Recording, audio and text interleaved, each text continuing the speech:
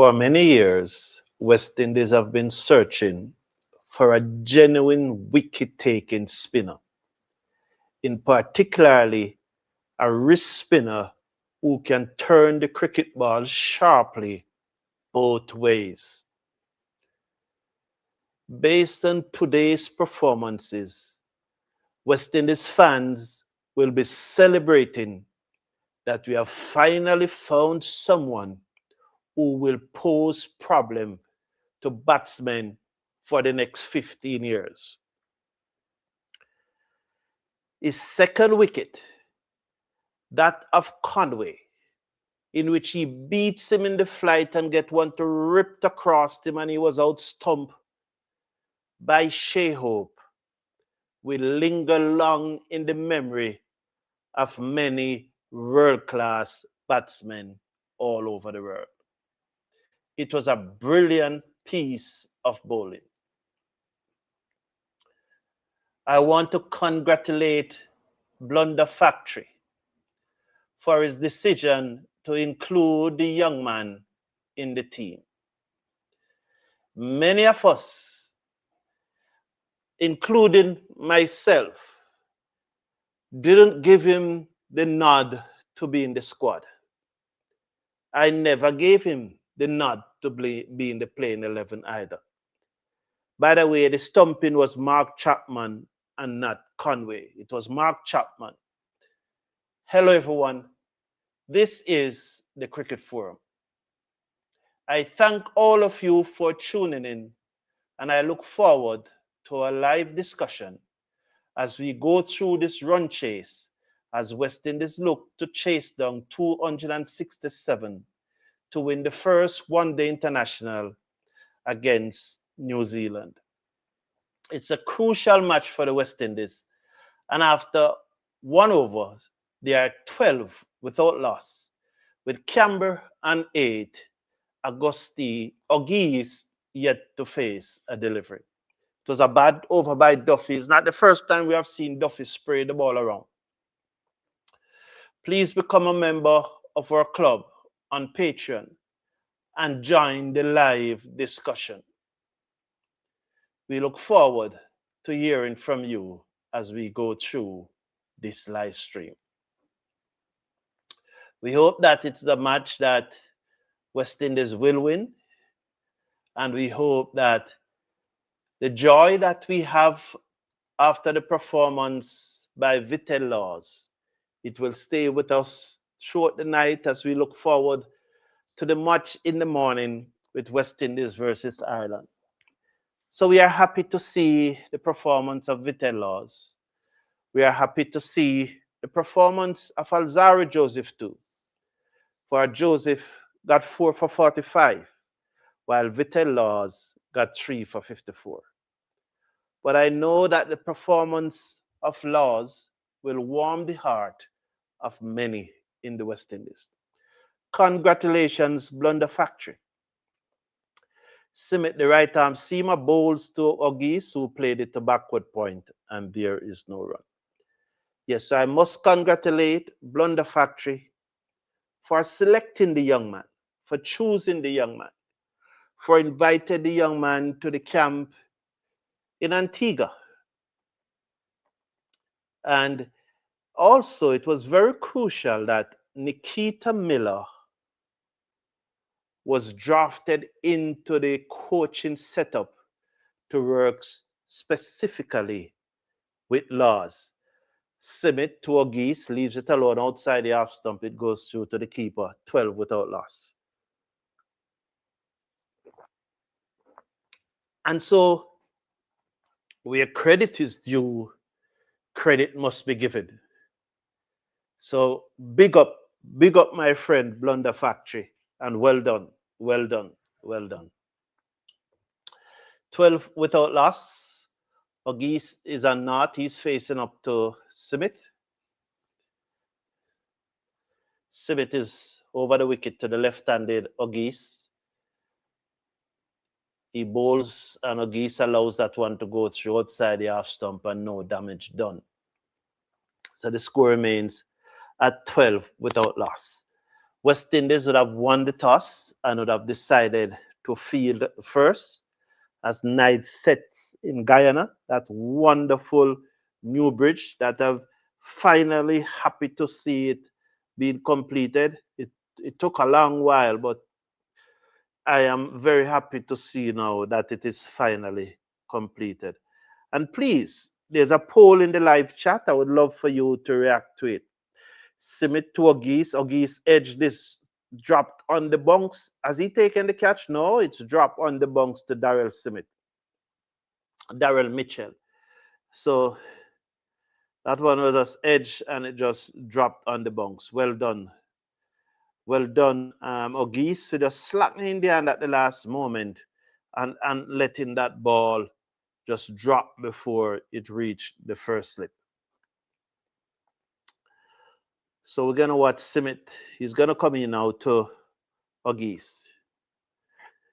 He's over the wicket to bowl to Ogis. He's in bowl to Ogis, who steer this away down to third man. He will get a stinger. He will come off the mark. West Indies 13 without loss. After 1.5, his left-handed opening partner, Jan Camber, will come into strike. So West Indies up and running. So Camber taking guard. So we'll see what transpire, because it's crucial that West Indies win these matches. Here's Simit. He's going to move in now to Camber, the left-handed opener. There's a slip in place. He bowls outside the half stump, and Camber play that one that he didn't need to play at. It goes through to the keeper, and there is no run. Can West Indies win this match? 268 is a big total to get at Providence in the second innings of a one-day international match. Generally, those totals are not scored, but we will see. We hopefully West Indies can get it, because we need to get it. So when New Zealand batted, that man Daryl Mitchell, he scored 65 from 73 deliveries, 7 fours and 1 6.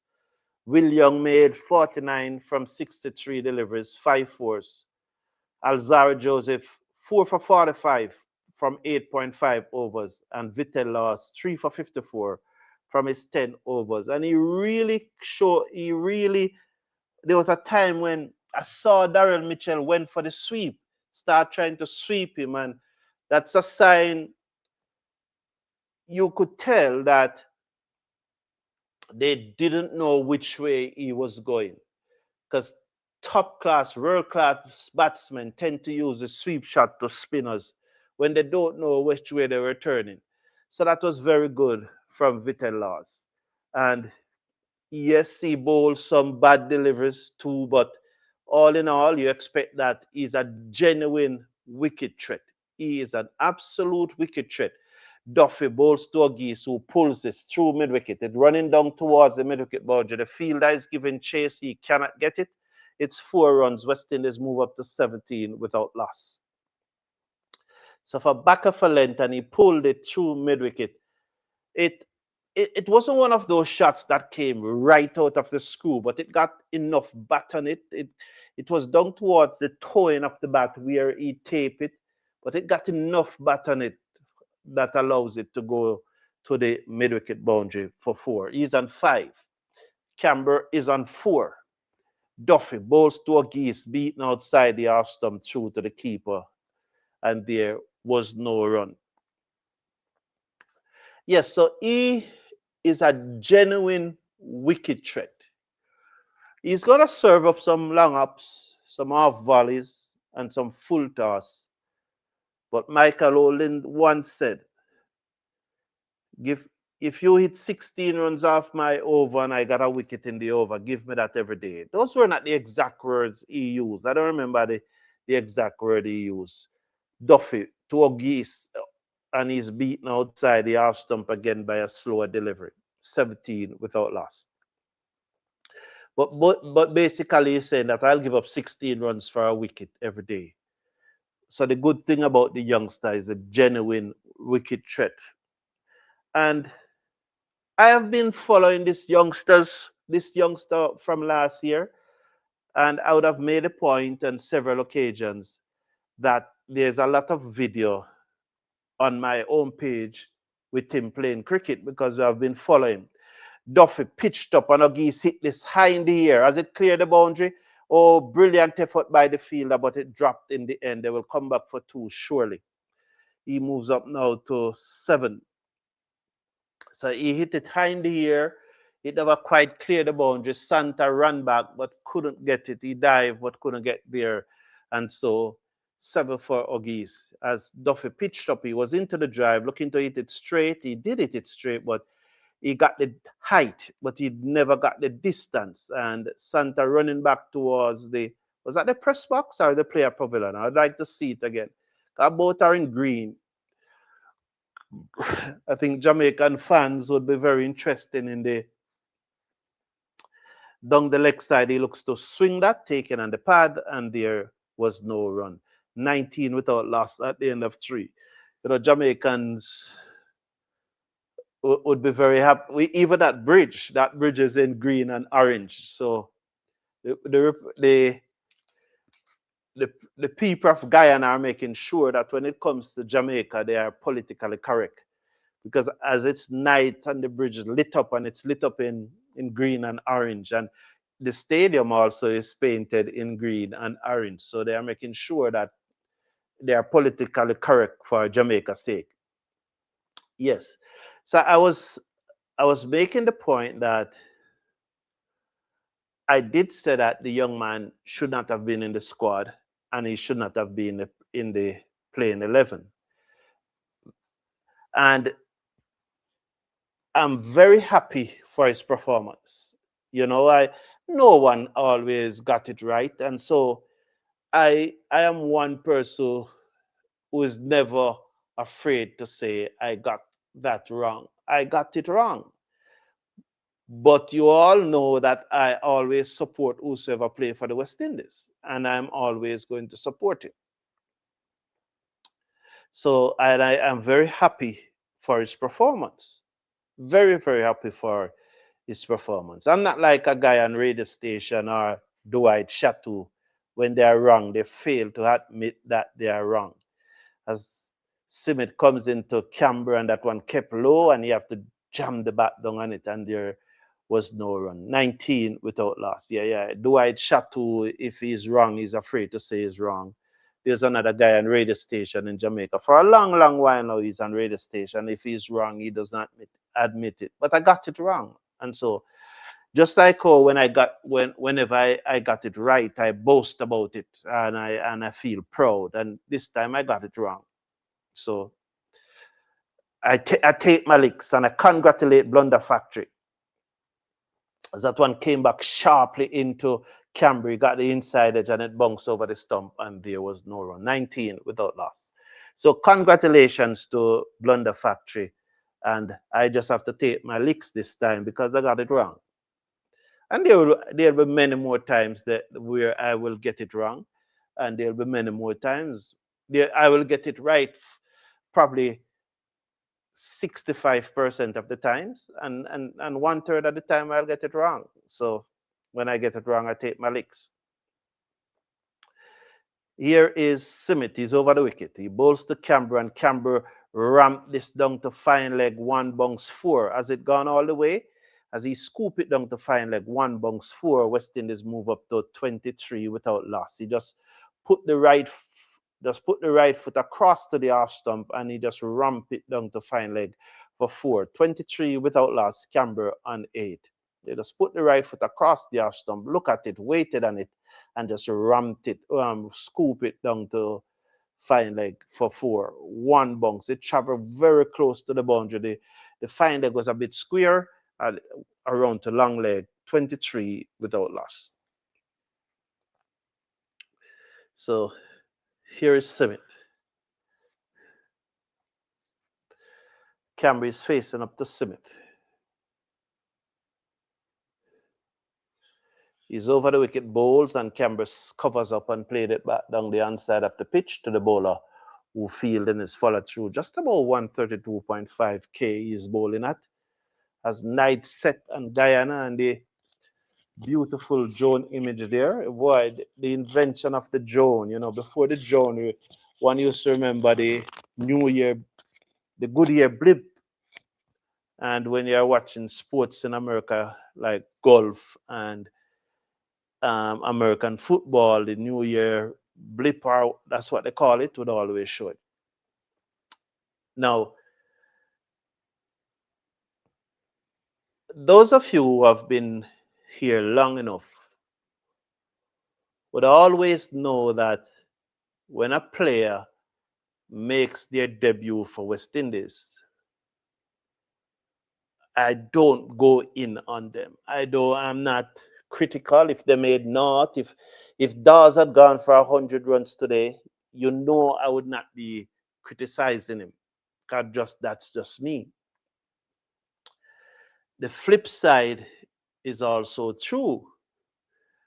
I'm very happy and very proud that he got 3 for 54 and he bowled well today. I'm very proud.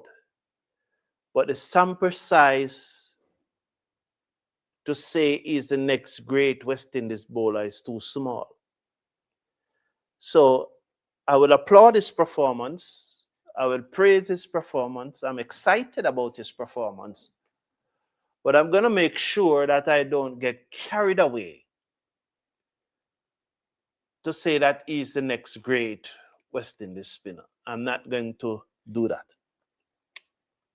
So they fixed the run-up, and Simit is going to bowl the final delivery of over number 4. He's over the wicket, bowls to the left-handed Canberra, who cannot beat the man at cover, and there was no run. End of over number 4, 23 without loss, West Indies. On the other side, and remember, I'm not getting carried away. He bowled well, congratulated. I'm very excited about what he did.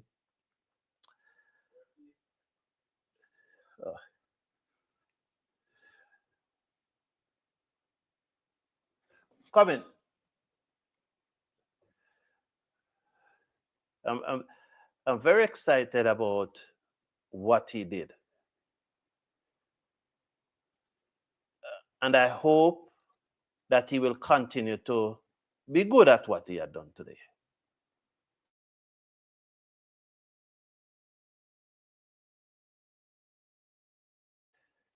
Yeah, I really hope that he continues to be good at what he did today. But don't you think that he should be in the West Indies Test squad?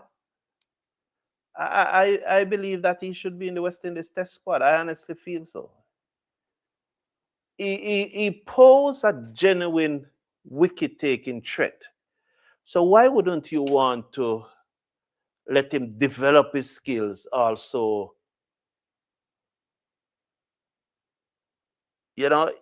around the Test squad, and bowling a lot to these batsmen will make him get better and will make the batsmen get better. Duffy bowls to Ogis, who steered this down the third man, backward point, moved to his right there, through for a single, 24 without loss. So that's just my view. I just think that he probably should be in the Test squad. Also, training with the Test. Well, he was training with them. He was training with them. He was training with the senior players. Duffy comes in now, bowls to Ogis, who pulled this in the air just to the left of Medan, was to run back, and they will come back for 2. So 2 more to the total. These 2 batsmen look similar. It was Canberra that pulled it. No, it's Ogis. It was Ogis that pulled it. I'm correct. But the scoreboard is showing that it was Canberra, but it was Ogis. I will clear up that very shortly because they are showing some replays here. And I'll clear up that very shortly. It was Camber. So Duffy to Camber, and Camber dabbed this down towards third man because O'Geese did get a singer off the first ball, right? And they go through for another singer. The score moves up to 27 without loss after 4.3, and they're building a good looking start here. I mean, you'd have said now they have weathered this early spell. And it's left to see how they handle the spinners, but 27 without loss. O'Geese is on strike. He's an 8 from 12. Duffy is over the wicket. Bowls to O'Geese and he pulls down back with a square leg. The ball bunks away. The fielder comes in, sends the return in. They stay on 128 now without loss. So just a thought. Do you think that he should be in the West Indies Test squad? Could be not. What's your thought? I would be happy to to to hear your thoughts. It could be. It's a possibility that playing in the Test squad would improve him definitely. It's also something else I want to throw out there, and I'll discuss it. Probably get other persons to come on the show and discuss it at another time. As Duffy bowls high in the air, this one from Canberra. Let's see if it gone all the way for 6. It going in the breeze direction. Is out caught. So top edge, he looks to pull and he got the top edge and it went high in the air. And just, I don't know if it's goat mouth or what. And just as I was saying that this turning out now into be a good looking start, it was cut short. So Duffy, it didn't get up as much. And Campbell looked to flick it away. It wasn't really a full-blooded pull. And it came off the top edge of the bat. It flew high in the air. The fielder coming off the square boundary took the catch, and John Campbell goes caught by Simmet off the bowling of Duffy. He made a level from 16. West Indies lost their first wicket at 28 for 1. So West Indies losing their first wicket at 28 for 1. So good afternoon, Athena. Good to have you here. Appreciate your company as usual. Athena said, please subscribe, like, and share. Yes, I appreciate that very much, Athena. And thank you for pointing that out. Yes, so really happy. Thank you very much, dear Athena. So, what's that? At this time of the evening, I always realize that sometimes my bandwidth gives trouble, but so far it is holding up.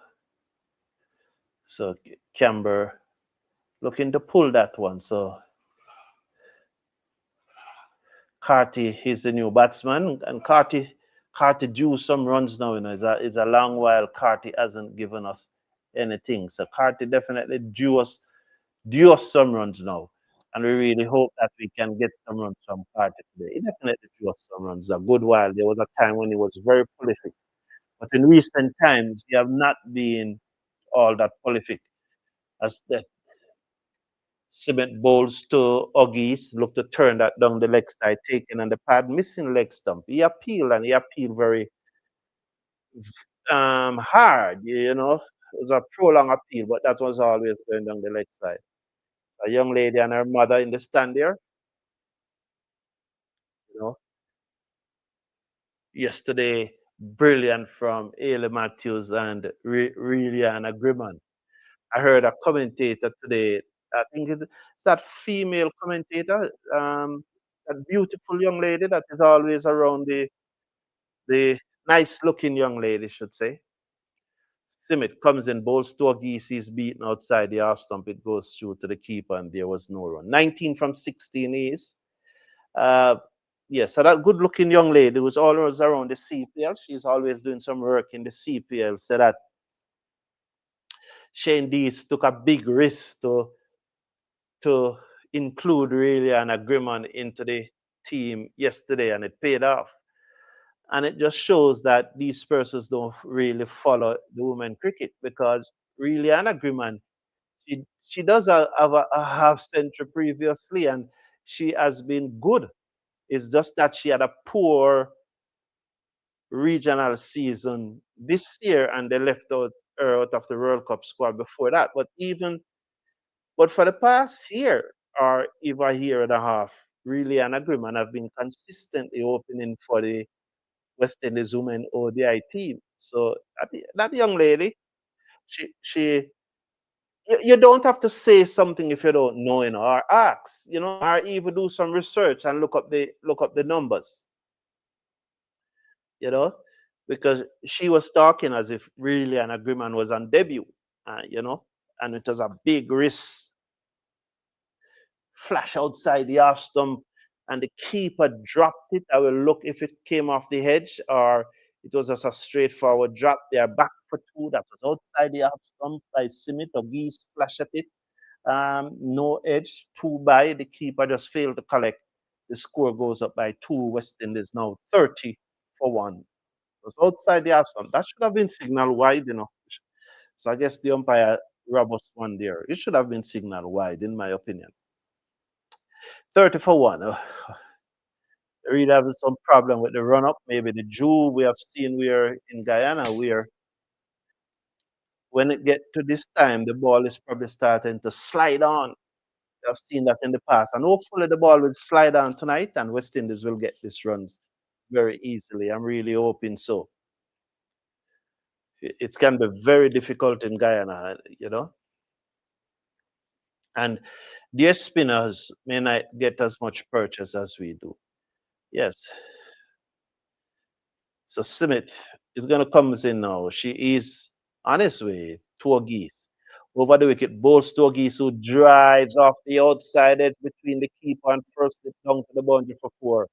He moves up to 13. West Indies 34-1 at the end of over number six. He's really having a charm time at the crease, but sometimes you're scratchy at the beginning and your innings turn out to be one of real authority and substance. So just let's hope that this is the case with Ogis, as continues to have trouble with the bandwidth here. It's generally this time of the evening I tend to have some issues with the bandwidth, but let's hope that it is not. So it flashes outside the half stump and it goes in the gap, and West Indies move up to 34-1. He moves up to 13. It was outside the half stump. He came on the front foot and drove at it. Now, speaking about Ogis, and again, I want Ogis to make 100 in this match. And I love to put those things out there because people tend to think Duffy comes in now, bowls to the right hand and Carty down the leg side, wide of the signal, 35-1. Like somebody would say, it's suppose I said no, I would never, at this time, in both of them career, in no form of cricket, I'm going to play Greaves over Ogis. Yeah, that's me. I'm not going to play. Oh, sorry, not. It's the other way around. Onto the front for the car to steer this down to the fielder on the third man boundary. West Indies. He comes off the mark. West Indies total go up by 1-36-1. All right, so I, at this stage of both of them career, unless there's an injury, maybe well so, I would never play Geese over Greaves in no form of cricket. For me, Greaves is ahead of Geese in any form of cricket. Duffy comes in, bowls to Geese, and he's on the back foot and he strokes it to mid off, and there's no run. So, a fan of Geese or someone from the country from which he's from would say, what Geese do you make you hate him so? And I would ask the question, so do you hate Greaves? Because you must hate Greaves. If you're gonna say that I hate Ogis, that's why I want to play Greaves over him. You must hate Greaves then. If that's your reasoning, if you think that I hate Ogis because I say I would play Greaves over him, and you're gonna ask me why me hate Ogis, why you hate Greaves then? Because you can't tell me say you know hate Greaves, because you assume that I ate Ogis because I say one Greece to play with him. So I'm just saying that to say when someone like me who do this and do this watch along and give our opinions, it's never about the personality. It's always about performance. You know, so everybody want their favorite player to play. Duffy bowls to Ogis, who steer this down to backward point, who moves to his right, and they stay in their crease, and there's no run. 36 for 1. Everybody want their favorite player to play, right? So not because your favorite player doesn't play, it means that the person, because as I said, Shea Hope is the captain of the team, and he picked 11. Does it mean that he ate the four that he didn't pick? Duffy comes in, bowls to Ogis, he pulls and misses, and it goes through to the keeper, and there was no run. And off the one to come. One to come in the over. Duffy 1 for 25 from 3.5. Ogis is on 13 from 23. Carty is on 1 from 2. The batsman out. John Camber, he made, was it 11? I think 11 from 16 deliveries. So John Camber is the only batsman to have been dismissed thus far, 11 from 16 deliveries. As this one is played down towards the fielder at third man, and there is a single, one more to the total. So there's one more to the total. West Indies move up to 37, 37 for 1.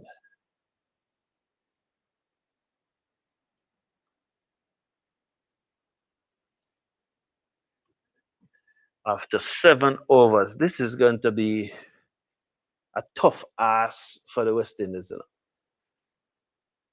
Yeah, I don't think it's a walk in the park. Don't think it's a walk in the park. Is it red and green or is it orange and green? Or is it all three? Whipped away by Ogis down towards fine leg for a single. I think that's the most convincing shot he has played since his innings start. He moves up to 15. That was on the pad and he turned it away down to fine leg. And that looks good. That came right out of the screw of the bat, and he should be happy about that.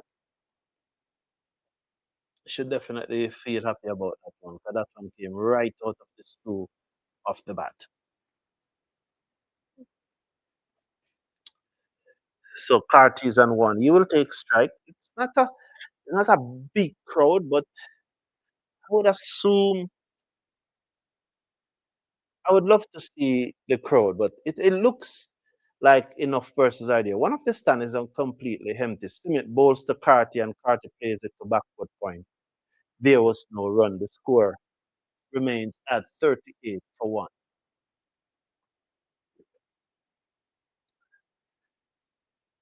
So 38 for 1 with Carty on 1, Ogis on 15. We're in over number 8. Can West Indies pull it off? After the win yesterday, win again today, win tomorrow, it will be 3 from 3. Life would be good. Yes, so there's a slip in place. He bowls to Carty and Carty defends on the outside of the pitch. He that extra cover field, and there was no run. 38 for 1. I've not seen a wide preview of the field as yet. So I cannot really tell you exactly where the fielders are. Is when the ball go to them before I can tell you. So Duffy, Simit should say. Simit, this I think he is. Let's watch this deliver from him first. There is a mid off and there's a slip. He bowls to Carty and Carty drive brilliantly through the covers down to the boundary for 4. Oh, volley outside the half stump and Carty in that elegant fashion of his, that elegant way in which Carty just bend the left knee and driven it through the covers down to the boundary for 4. Not real malice. It was in the air a little, but it was into the gap and it was down to the boundary for 4. Not real malice in the shot, but he just guided it down there for 4. So he's on 5 now. So West Indies moves up to 42 for 1 as Sibit is over the wicket. The slip in place. He comes in, bowls to Carty, and Carty guide this right to the right of the slip and wanted a single, but good movement. I think that's Daryl Mitchell in the slip who moved his right smartly, and the batsman went back in their crease. The score remains at 32 for 1. So Simitia, this guy who is bowling, he is the fiance of, of the Australian women team captain, Mealy Carr. Yes, he's the fiance of Mealy Carr. Um, yeah, Nathan Simmet is his name. So he's a fiance of Mealy Carr. I think they're getting married this year. Simmet bowls to Carty, who defends down the offside of the pitch. The bowler stopped it with his shoes and made off Alex. And at the end of over number 8, West Indies are 42 for 1 with Ogis on 15 and Casey Carty on 5 from 7. So 42 for 1. Uh, noted, noted, Mikel. Noted. Your comment have been noted. But that's not really the point I was making, though. You know, the point I was making is that if you say what, if you pick one person either the other person, the fans of the other person, you know, right away willing to say you hate the person. So that's the point I was making. Yeah, but your comment have been noted. 42 for 1 as Duffy bowled for Geese and he swings and misses and it goes through to the keeper and there was no run. Swings and miss, it goes through to the keeper, no run. Oh, incidentally, this is the 900 test one-day international match that the West Indies is playing. Yes. As Agis dabbed this one down to third man, the backward point dive, but could not stop it. He got another stinger, 16. He moves up to Carty will come into strike, 43 for 1. Yes. So, thank you. So this one day international today is the 900 one day international that is being played by the West Indies. So 43 for 1. Carty is on 5. Ogis is on 16. Duffy 1 for 27 from his 4.2 overs. He moves in now. Over the wicket, bowls to Carty, who's off the back foot. He strokes it to the man at short extra cover, and there was no run. He just wrapped back and he just ping off the bat as he adjusts his pad and his shoes laces. Probably, his shoes laces probably a little slack as the bowler walked back to the top of his mark. Not going to hold up the game because he already completed tying it. But I always wonder why when you're sitting down and you don't do that. Well, he apparently holding up the game because Duffy is waiting on him. He's just putting on back his tips now. So he's ready to go. 43 for 1. He's going to face up to the right arm seamer Duffy, who's over the wicket, bowls to him, back off and pull off the top edge of the bat down to find like 4. 47 for 1 now. So that was back off lane. But that's a good crowd right in that section. That's a very good crowd. What um I would love to see the cameraman just pan out so that we can really have a good look, because you know, and to see what the crowd is like. But that was delivered was back up a length from Duffy, and he hooks at it. It got the top edge, and it goes down to fine leg for 4. Carty's on 9. Duffy is into Carty. Up ball to Carty down the leg side. Wide should signal. Let's watch and see. Yes, wide signal. The score goes up by 1. 48 now for 1. So West Indies just 2 away from 50 as Guyana look brilliant in the night here. It's all those beautiful lights. The screen is saying commercial break, but I don't think the over is finished. It can't be when the last delivery that ball was a wide. So the over couldn't finish. So why am I having commercial break here? I don't understand it. I absolutely don't understand it. Here's Duffy over the wicket, bowls to Carty, and Carty play it into the offside and call Oggies through for a single as the mid-off was back on the edge of the 30-yard circle and he beat the extra cover. He played it hard enough to beat the extra cover, but yet still slow enough so for, for the mid-off has to come in. And so he cushioned that brilliantly and he called Oggies through for the single. And so 49 for one. We're over number nine. One delivered to come. And over number nine, Duffy. One for 33 from 4.5. He's going to run in now to bowl to Oggies, the left-handed opener. And he's coming over the wicket.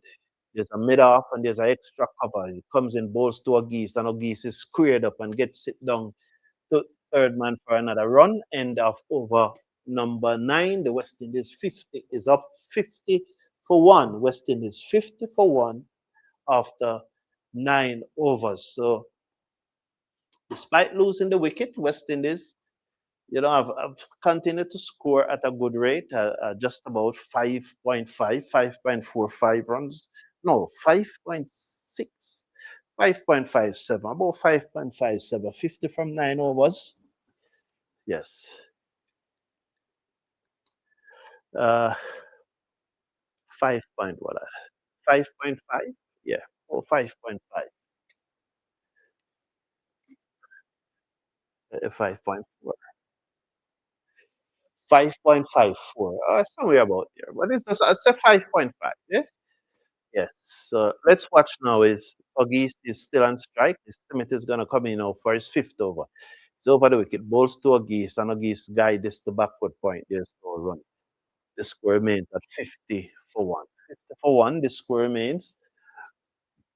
Um, Seem like there's something that is bothering Ogis. He's saying something to party, like he's not seeing something that or somebody move as Smith was about to deliver then, but it seems okay.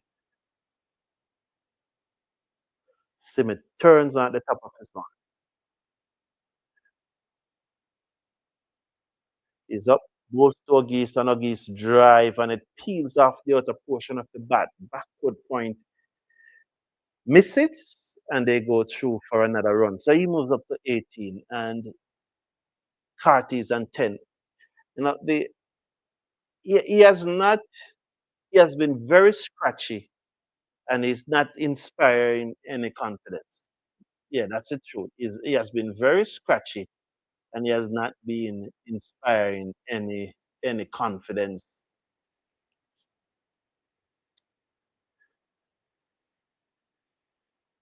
Uh, but we have seen persons who have been scratchy in the past who go on to make a lot of runs. So let's hope that this is one of those occasions when, although despite being scratchy, as Simit bowls to Carty and Carty played it back on the pitch to the bowler who field, and there was no run.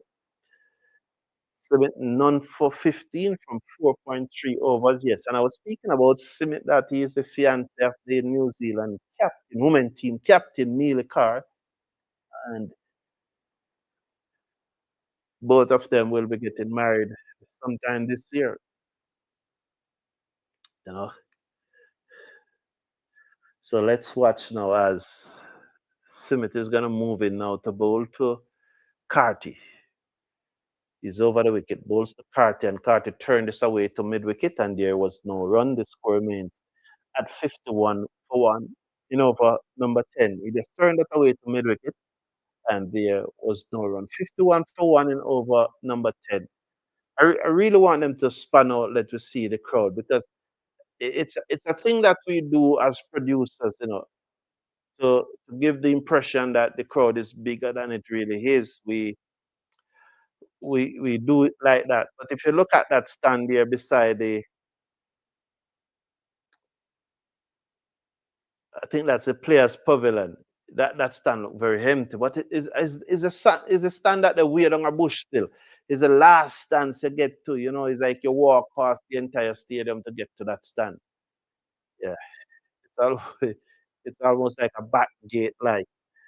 So you one would like to think that that would be the last stand that would fill up. Although I think they would direct you which stand you go to. I don't know if that's the case.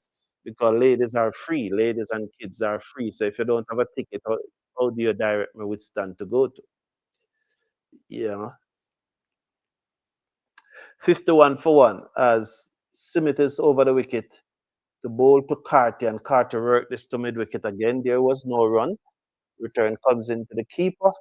51 for one at the end of over number 10. And it was very interesting to see what Bracewell and Santa in particular will do because, on this pitch, because our spinners, as you see there, last 3 for 54, Moti. Our spinners were good. We were good. Just uh, Moti was 2 for 51 from his 10. Carripier was 1 for 39 from his 10. So the three spinners combined, they bowl their 30 overs for what's that, 144 runs? Yeah, 144 runs. So the three spinners went for less than five on over. Yeah, so that's 144 runs. 90 and 54, 144. 30 overs, six wickets, 1 for 44. That's what our three spinners did. So it's gonna be interesting to see what Santa will do, what Bracewell will do. Uh, Lennox coming to the attack, left arm orthodox spinner. He bowls to the left-handed Geese, who turned this away down to short fine leg, and there was no run. So Lennox, left arm orthodox spinner, coming in now to bowl to Geese. He's in, bowls to Geese, who looks to sweep, taking on the pads, tie for the peel. He's down on his knee and he's begging, and there was no run. So the score remains at 51, 51 for one.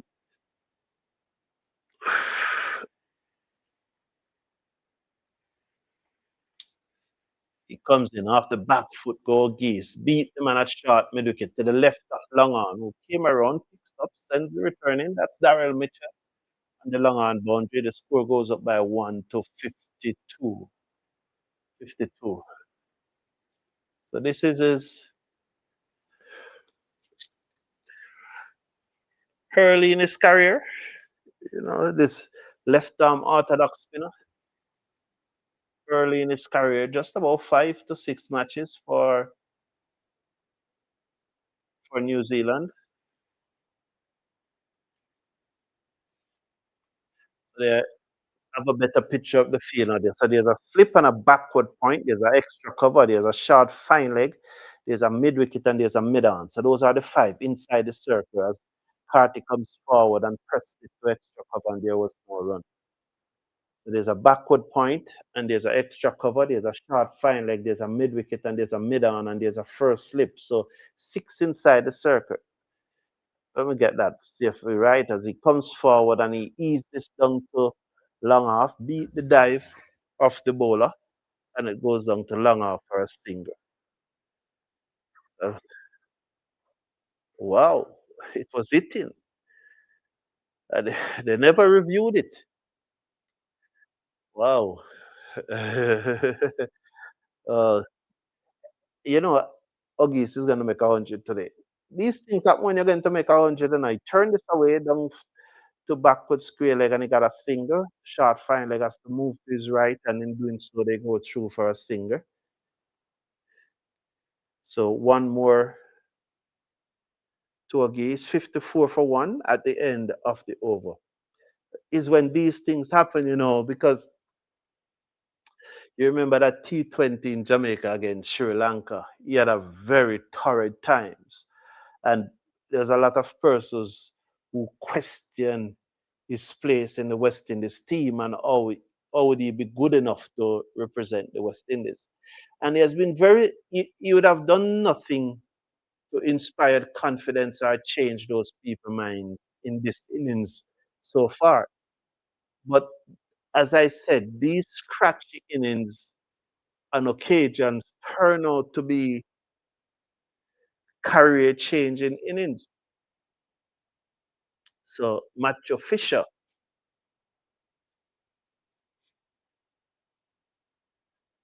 is going to take up the attack. He will bowl into a geese. Macho Fisher is coming into the attack now. He will bowl to a geese. There's 8 wickets. Oh, that was Lennox. Could have had his ninth wicket there.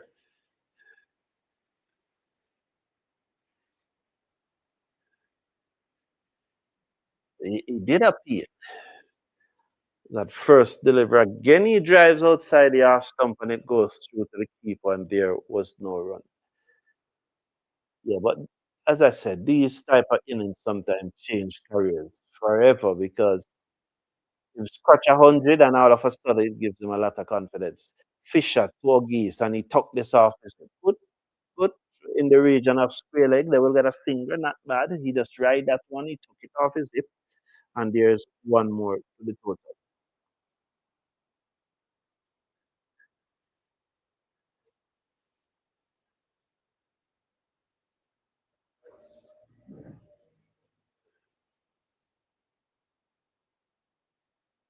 So we're gonna watch as he comes in again. Fisher. I want to thank everyone for being here. He dug out a Yorker to Carty and he dug it out, and there was no run. And and please remember to become a member of the Cricket Forum Members Club on Patreon and join the live discussion. And it's supporters, our supporters on Patreon that allow us to stream live cricket. Not necessarily watch along like this, but live cricket. You know, where last year this time we were well early, well a little over a year ago when we were showing Vitel laws. He was a lot of there's a lot of videos on our own page with Vitel laws bowling in schoolboy cricket. And it is because of supporters, our supporters on Patreon who make their contribution monthly while we can show those live cricket. As Fisher bowls to Carty, oh, wonderful by Carty. Came on his front foot and he pressed it through the covers before. Casey Carty at his best in that elegant way of his, where the bowler bowls on half volley and he just came on the front foot and he just push it. Not a full blooded drive, not any hunger, just a matter like just tapping the ball away. Look at that. Just caresses it away. Wait on it to come right under his eyes, and then he just tap it away down to the boundary for four. Good shot by Casey Carty. West Indies moves up to 59 for one. Fisher over the wicket, bowls to Carty, and Carty drives again straight to extra cover this time. That one was a little wider. That one wasn't, he was reaching for it a little, and the bat came through, but it found the extra cover, and there was no run. As he just came onto the front foot, and he looks to press that one again, and was there was no run.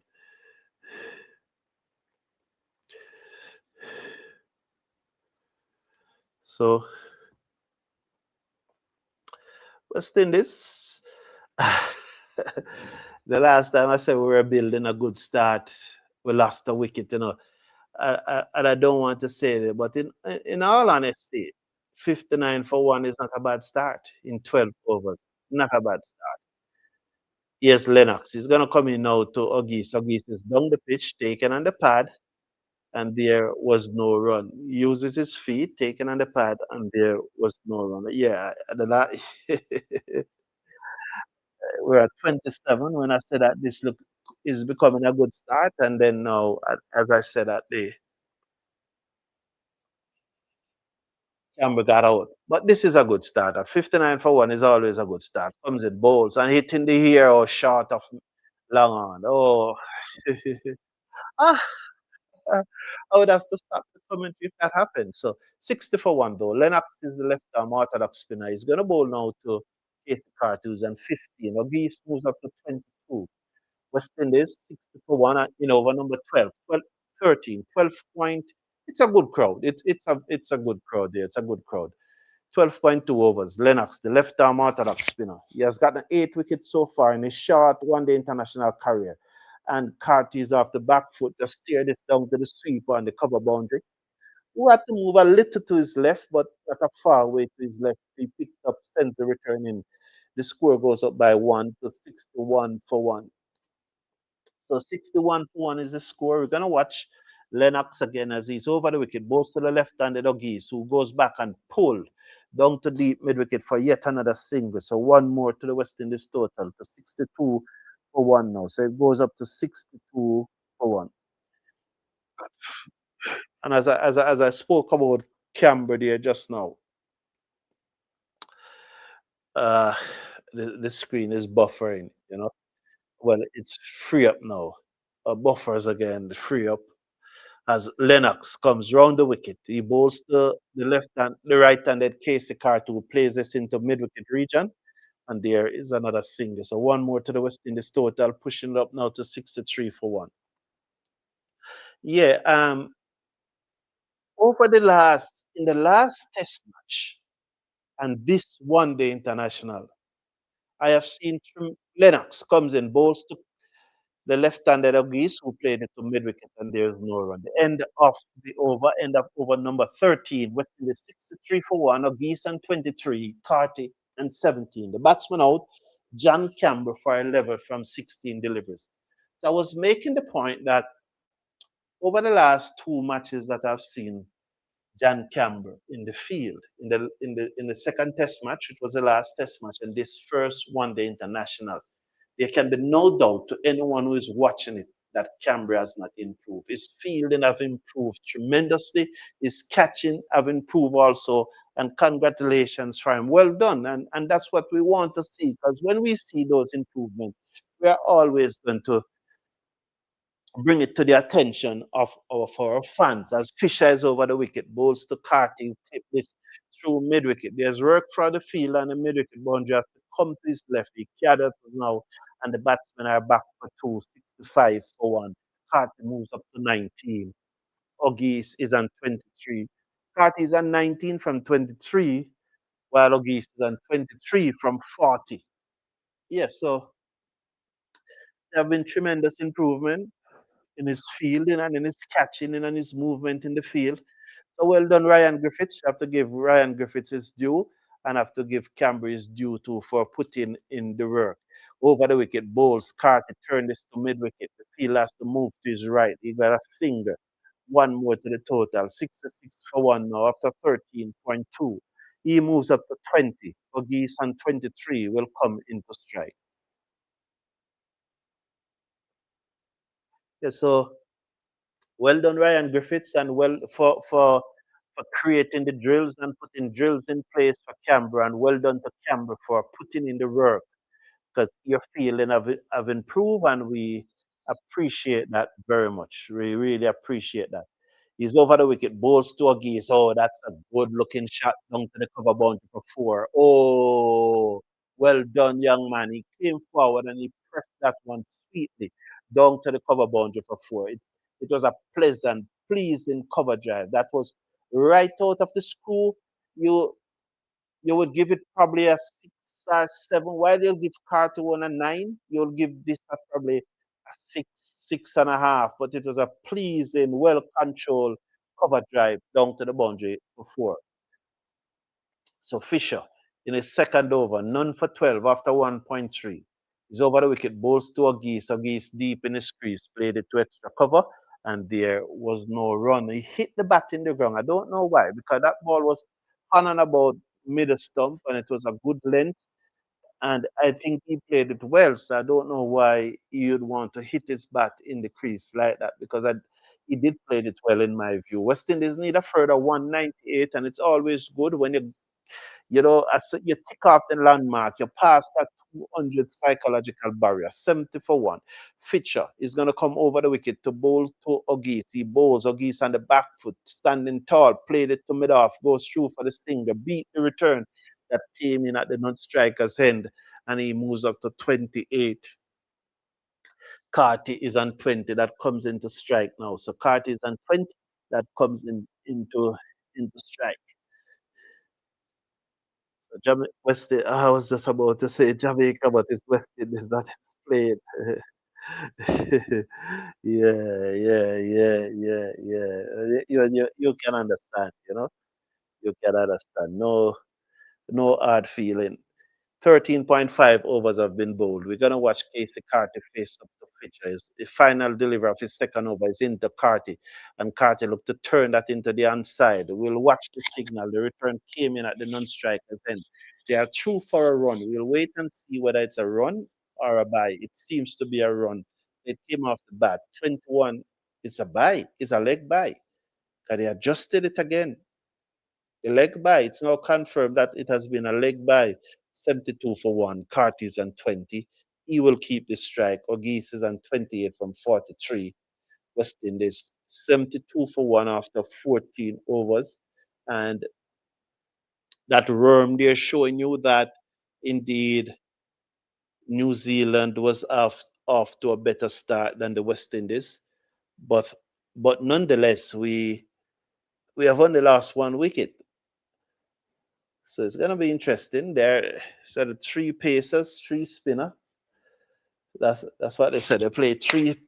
That's what Santa said at the toss. We play three spinners and we play three seamers. So it's showing commercial break. I don't know if it's a drinks break as Lennox bowls to Carty, but what we saw when the image came back on because it was saying commercial break, we saw Cart. We saw when the fielder at first slip dive at the ball and it went into the third man boundary.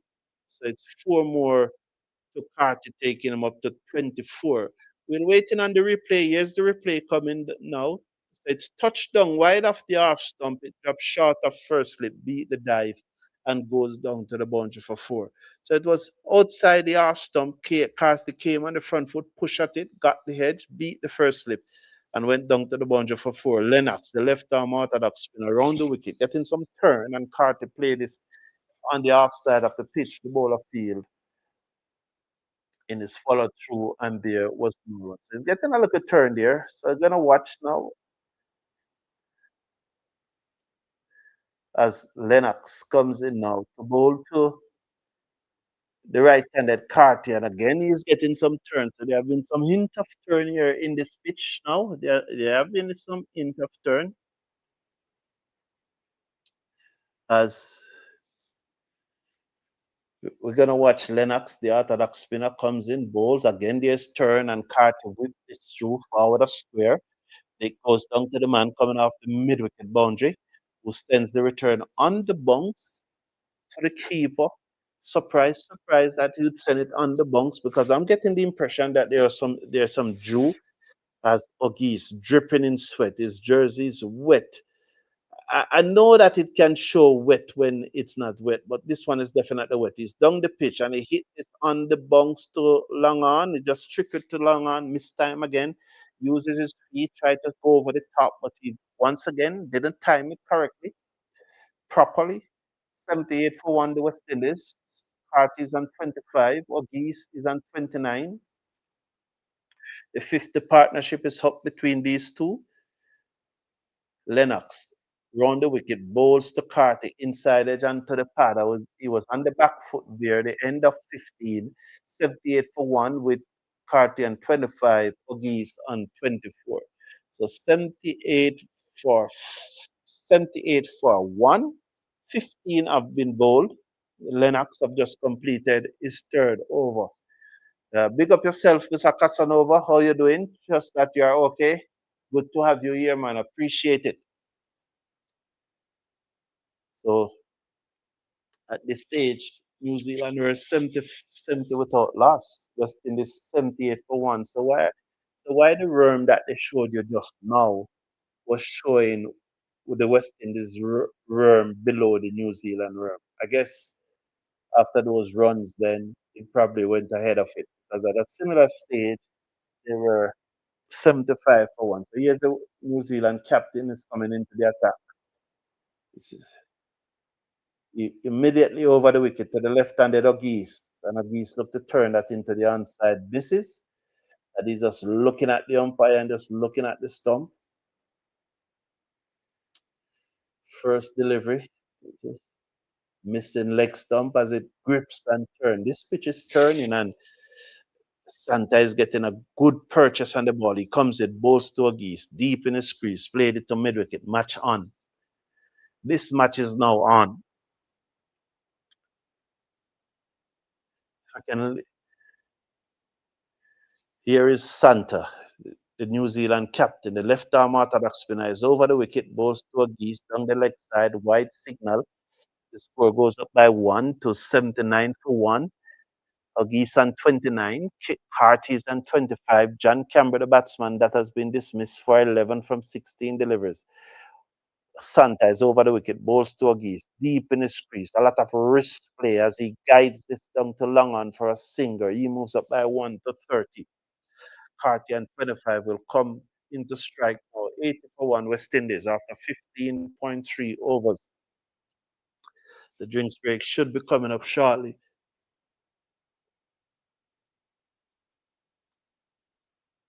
I've been nursing my drink, hoping that it can serve me until the drinks break. Forward, driven to long off for a single. One more to the West Indies total, 81 for 1. They are playing this well now. They are playing this very well now. Both batsmen seem to have settled down. The the uncertain start of Huggies seems to have been behind him now.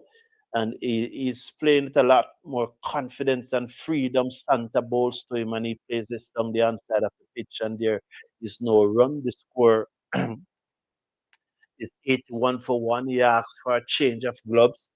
Told you that he has been sweating. He has been really sweating. It is dripping from him. Look at it. He comes in now. Look at his face, not at the shirt, because the shirt can be misleading. He looks to sweep, and he swept this away down to square leg for a singer. One more to the West Indies total. 82 for 1 at the end of 16. 82 for 1 at the end of 16. And this is a drinks break. It appears that the umpire have signaled for the drinks break. Yes, it's the drinks break. So the players are going to have drinks. So at drinks, West Indies are 82 for 1, 82 for 1 at drinks. And while the players are having drinks, I will get get my refill my glass and so on. So just bear with me for a few moments, and while I go and refill my glass while the players are having their drinks also.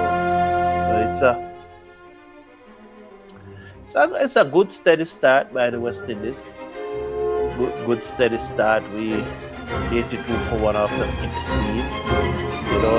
Huggies and 31. Camber and 11. Let me go and fill up, because this music won't come up.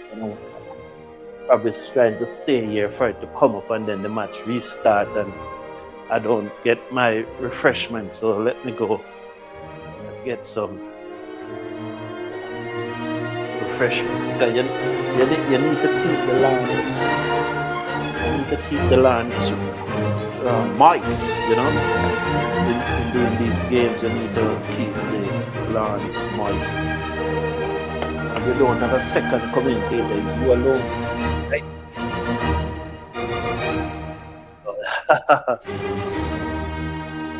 If I didn't get up the music, I'm gonna start playing.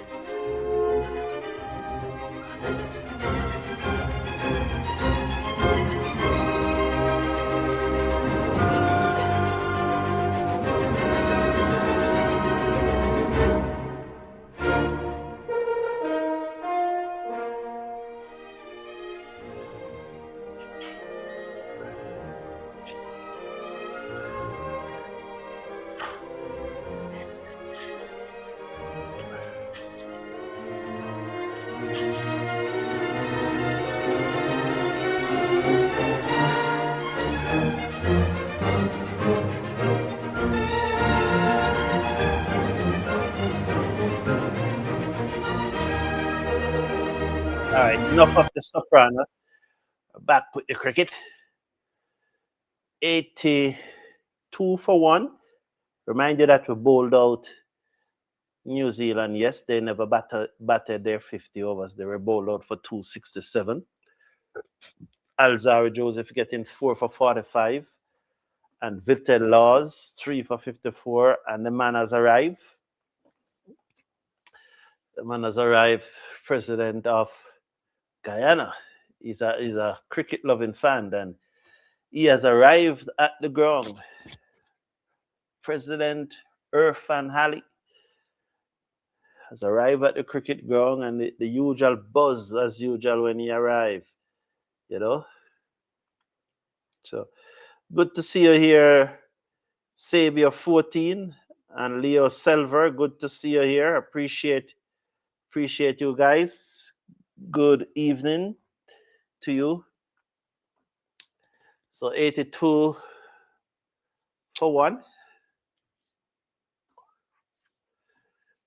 As we're gonna watch now, as Ogis is going to be on strike. He's gonna face up to Lennox, who chopped him leg before, but they didn't review it, and the umpire did not give it, and they did not review it, and so he survived, and he pulled that one down to the mid wicket for a singer. So the president here just taking photos with his constituents, as his security details look on.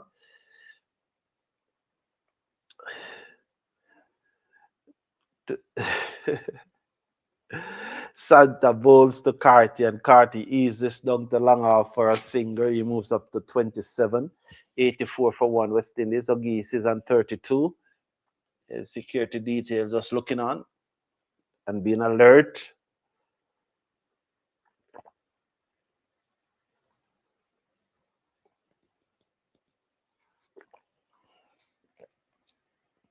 Santa over the wicket, bowls to Ogis, clipped it to mid wicket, no run.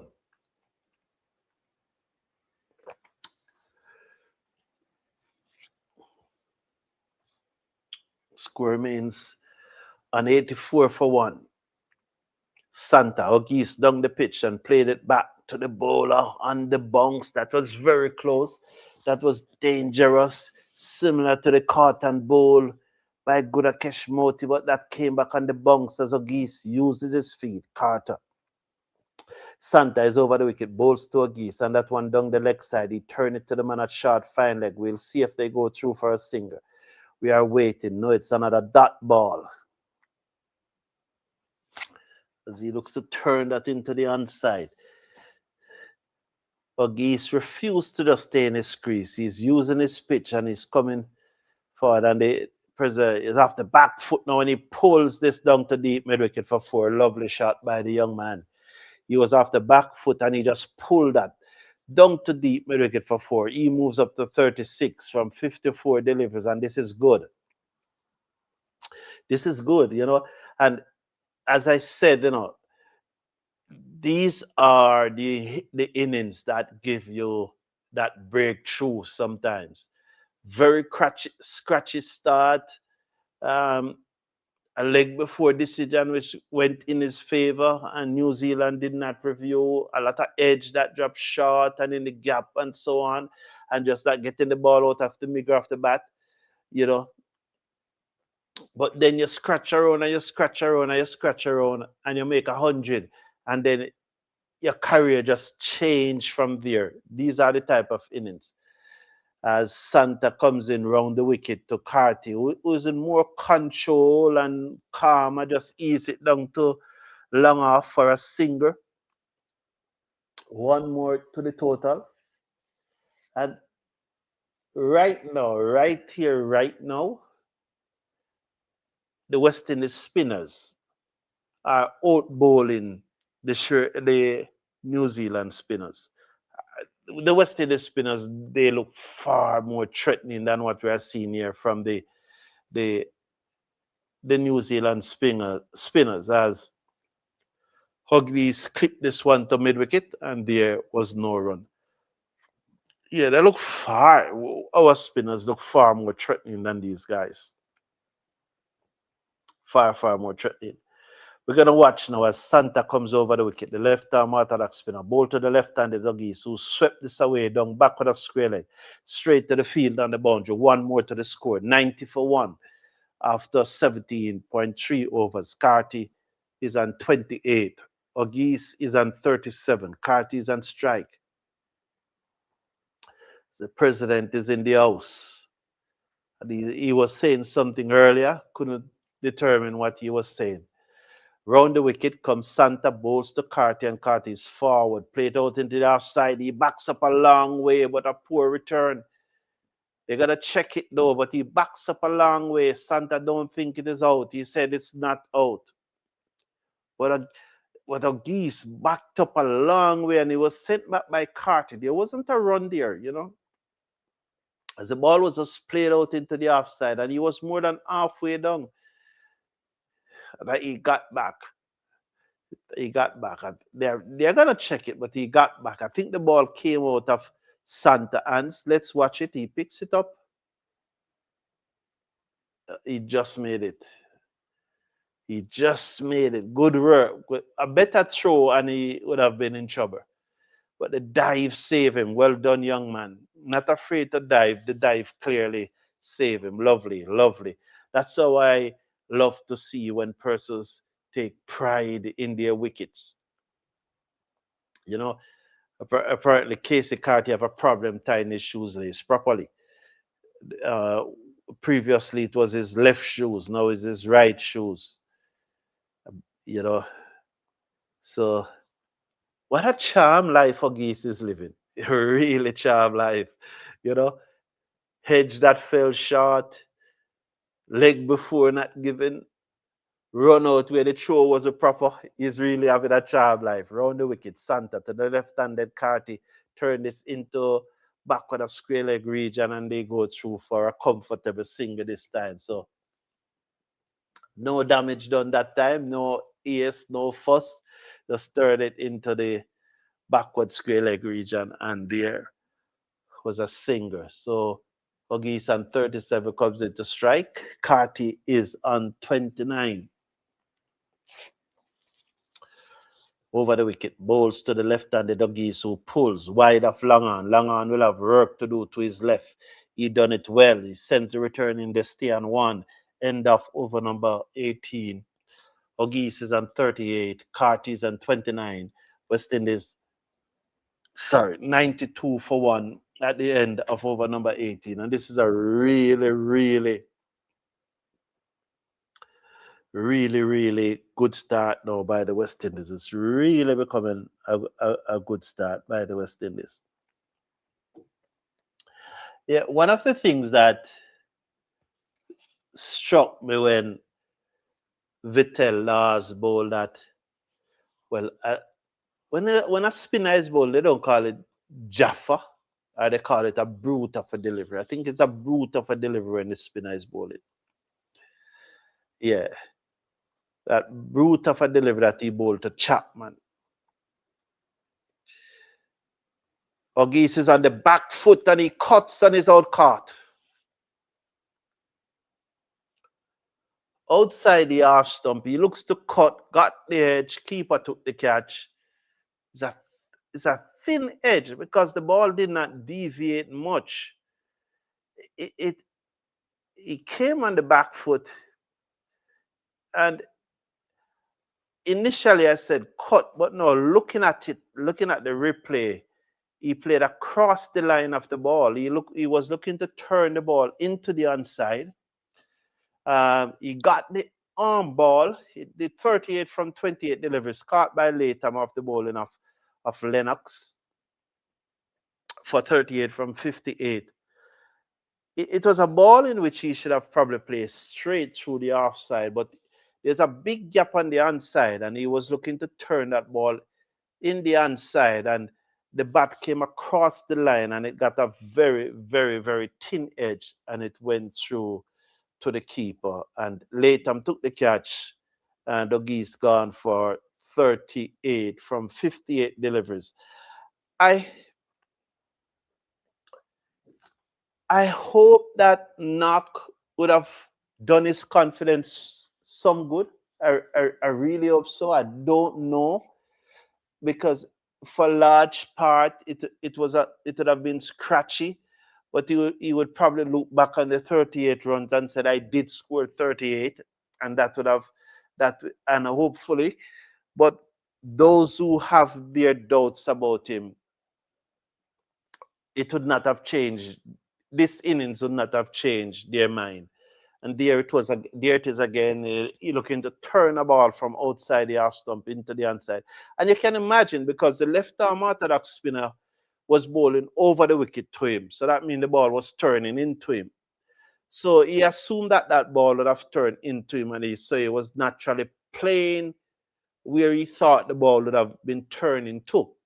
But the ball held its line and went through, got the outside edge, a thin outside edge, through to the keeper Latham, who took a very, very good catch. So he gone for 38. Shea Hope is at the crease, the West Indies captain.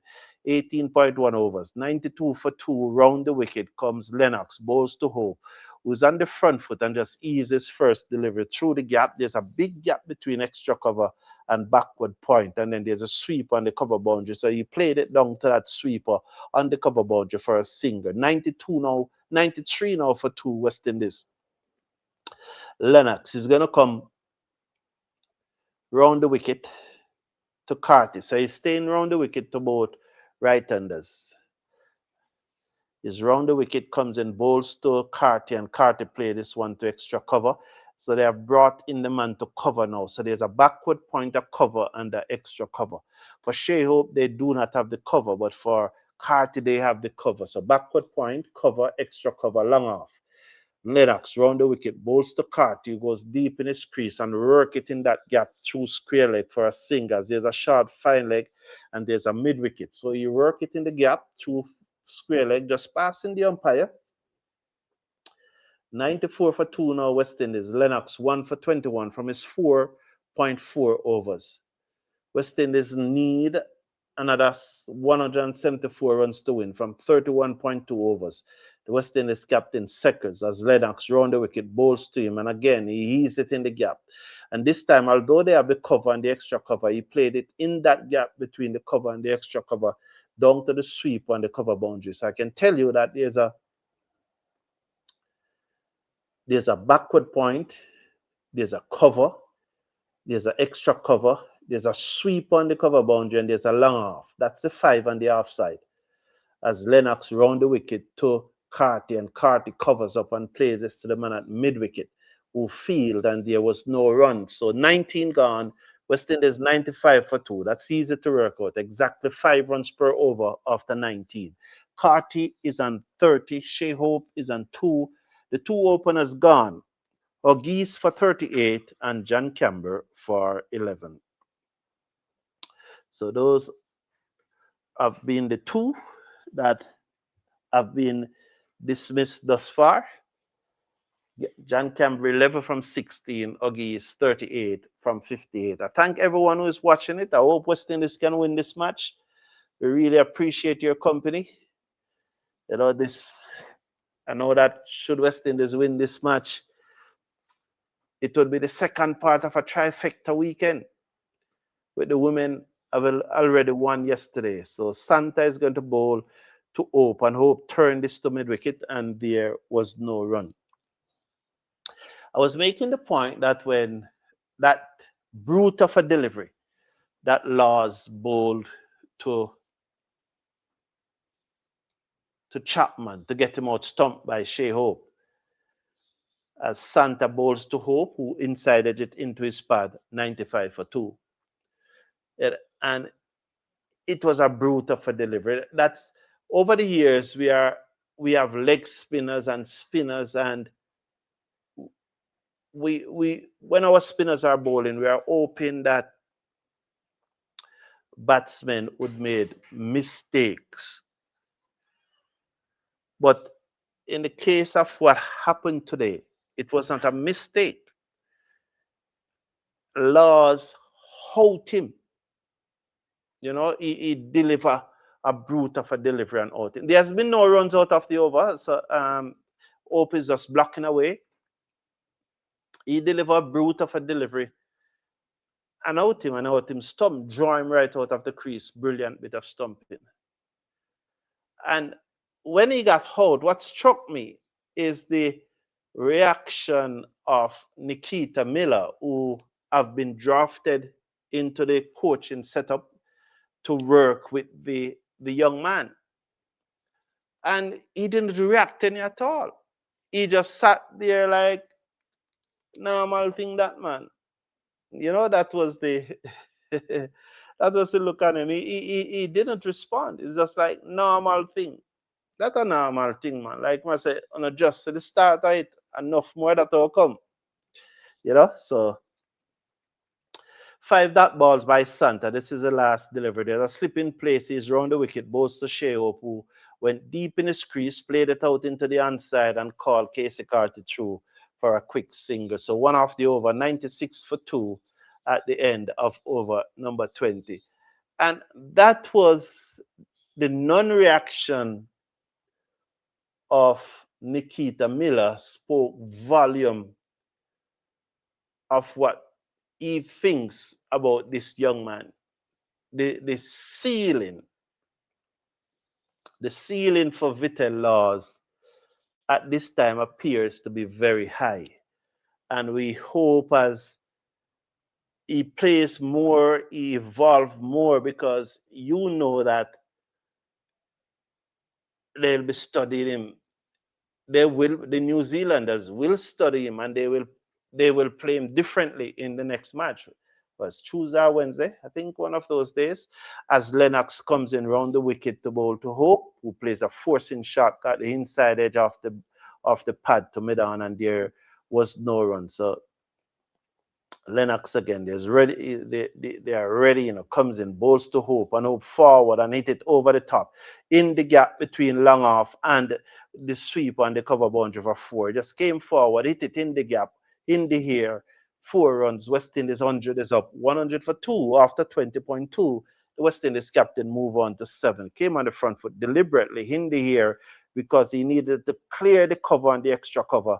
And it was in the gap between the long off and the sweep on the cover boundary for 4. Lennox round the wicket. He comes in, bowls to Hope. Hope on the back foot. He hit this high in the air, down towards long on. It's over the boundary into the stands for 6. 106 for 2. So the pitch, as I hope, and I hope that's what is happening now. I just hope that it's time for it to slide on to the batter. On the other hand, probably it's the class of Hope, because he was deep in his pitch there, and it wasn't a cross-batted shot. It was a straight bat shot, and he hit it over mid wicket for 6. It's a type of 6 that you would have hit off your front foot normally, but instead he was on the back foot hitting that shot with the bat coming through straight. Not an horizontal bat, but a perpendicular bat coming through straight, and hit it over long on for 6. Lennox round the wicket, bowls to the West Indies captain, deep in his crease, clipped it in the air through mid wicket. There's a fielder on the boundary who comes in and sends the return in, and 1 more to the score. 107 for 2. I would, from what I see, I think there are more than 5,000 persons at the game. So I am happy. I am happy with that. We could have more, but we take what we get. So there is more than 5,000. As we look now round the wicket, come Lennox, bowls to Carty, loud appeal, not outside the umpire. The batsman came forward and he looks to play that one, and misses, and not outside the umpire. We're gonna watch now as Lennox is round the wicket. It was sliding down the leg side. It's round the wicket now. Bowls after back foot goes Carter. Work this through mid wicket. They're gone for 1. They will stay on 1. 108 for 2. Remind you that tomorrow morning, 4:45 Jamaica time, it's the women against Highland. Would have won that first match 1-0.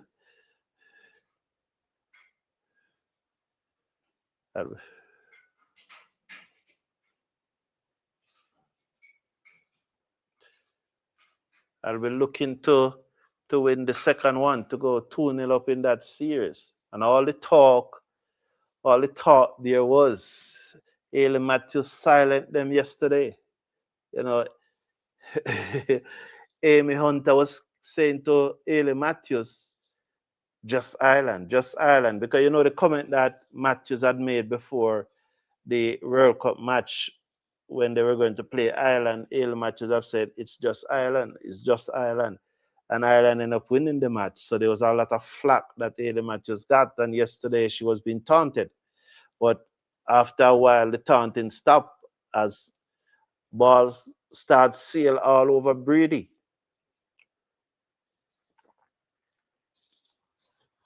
Santa to Hope, who plays it back to Santa, 109 for 2.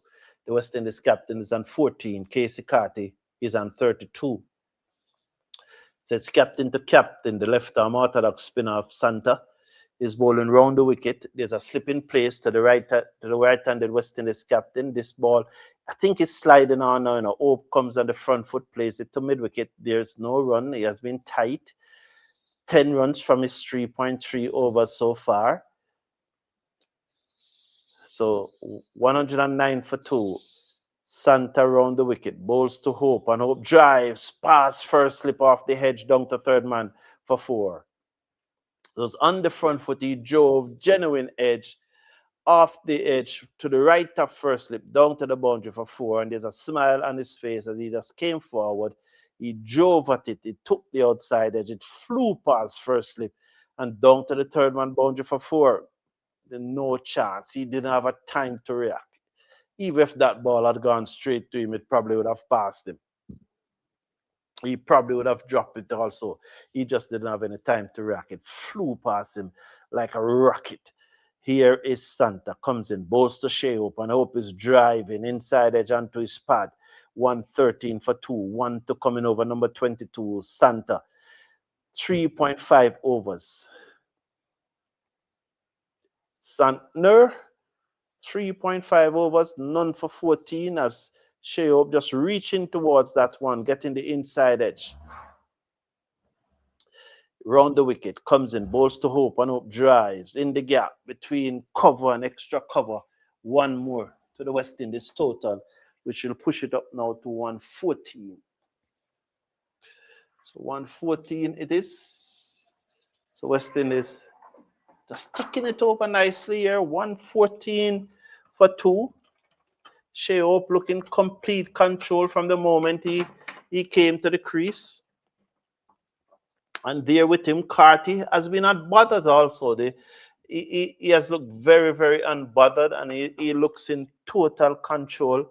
And right now, I love the way this is shaping up to be. Rutherford, Django, Moti, Pierre, Joseph, and Laws. You know, the tail looks a little longish, but what do you think? That tail that start at number 7 with Moti, it probably looks a little longish to me, but it's what it is. Lennox bowls to Hope, who plays it to extra cover, and there was no run. That is just my view that it looks a little longish. We're gonna watch now as Lennox is gonna come now around the wicket. It's 2 left arm orthodox spinner bowling, and Shea up deep in his crease and hit him into the stand for 6. Into the orange stands. 120 for 2. Yeah, so he hit the ball in the orange stands, and he hit the 6 in the orange stands. And the producer, as if he knows that a Jamaican is doing the watch along, shows us the green stands. So he wants to remain politically correct. So he just does. So he shows us the ball was hit into the orange stands, and then he shows us the crowd in the green stands. Oh boy, I'm just putting that twist to it. You know, I don't think it is nothing like that. Santa to Hope, who got a full toss and played it to extra cover, and there's no run. So 120. Score remains 120 for 2. Sorry, it's not Santa, it's Lennox. Lennox round the wicket, bowls to Hope, and Hope drives. Beat the dive of the man at mid wicket, and it goes down to the fielder on the long on boundary for another run. So one more to the West Indies total, 121. 121 it is. Where they're showing it back and saying that he set him up. I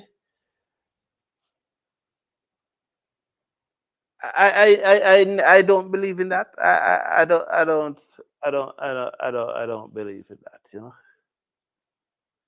122 for two after 22.5 overs. So there's a lot of 22 here. 122 for two after 22.5 overs. We're going to watch now the final delivery of Lennox, seventh over. 1 for 42, yes, so far. He's round the wicket to the West Indies captain, who's on his front foot and drives down to long on, and the jog walker single, which will push him up to 27. He will keep the strike. Carty's on 33, and he closing in on Carty quite quickly. Carty has faced 42 deliveries, while Hope has only faced 22 deliveries. So Hope has come out and has came out and he's timing the ball very sweetly, and he looks in total and complete control at the moment. I've only faced 22 ball to Carty 42, and he's closing in the gap on Carty ever so quickly. He's timing the ball as sweetly as someone who has been batting from morning. He's hitting it as clean as a whistle. As I said, he's timing it as someone who has been batting from morning. He's going to keep the strike as the captain of New Zealand bowls to Hope, and he drives outside edge down to the third man boundary for yet another 4. The second time this is happening, where Santner bowl to Hope, and Hope drives, got the outside edge, and the ball runs away down to third man for 4. So probably he's going to have 2 slips now, although there were no slip this time. But he probably will put in 2 slips. Let's watch and see. 127 for 2. Hope is on 31 from 23. He's closing in, and Carty, as sweat is dripping from him, is in his crease and turn it to mid-wicket. It travels some distance in the air, but it still fell short of the man at mid-wicket. So we're going to watch now as he comes in.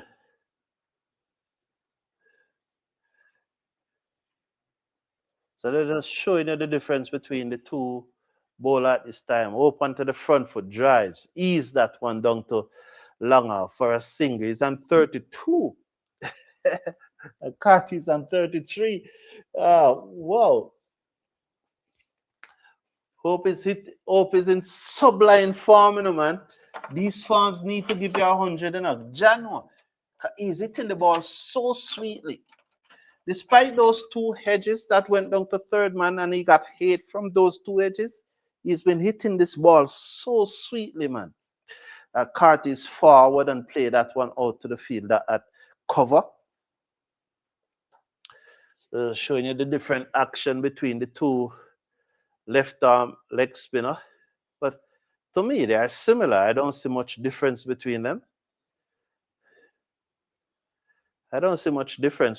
So Santa comes in, bowls to Carty, who plays this down to the man at mid-on, and they go through for a single, as the ball did not come right out of the screw of the bat, and they go through for a single. One more to the total. So one more to the West Indies total.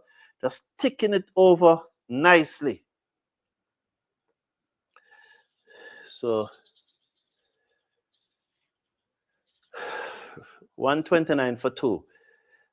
It's hot. It's hot. You can see it, the sweat dripping from the helmet, and Santa just kicked that one to the field, that extra cover, as Hope blocks it back down the half side of the pitch to him. Did he kick it out of frustration, or it was just kicking it to the field? I got the impression that it could be out of frustration. But the important thing is that he's not taking out his frustration on us, because he's not getting any wicket. We'll probably keep him wicketless for this evening. It's 129 for 2 after 24 overs. So we have 26 overs to get 139 runs. If you're looking at this you know.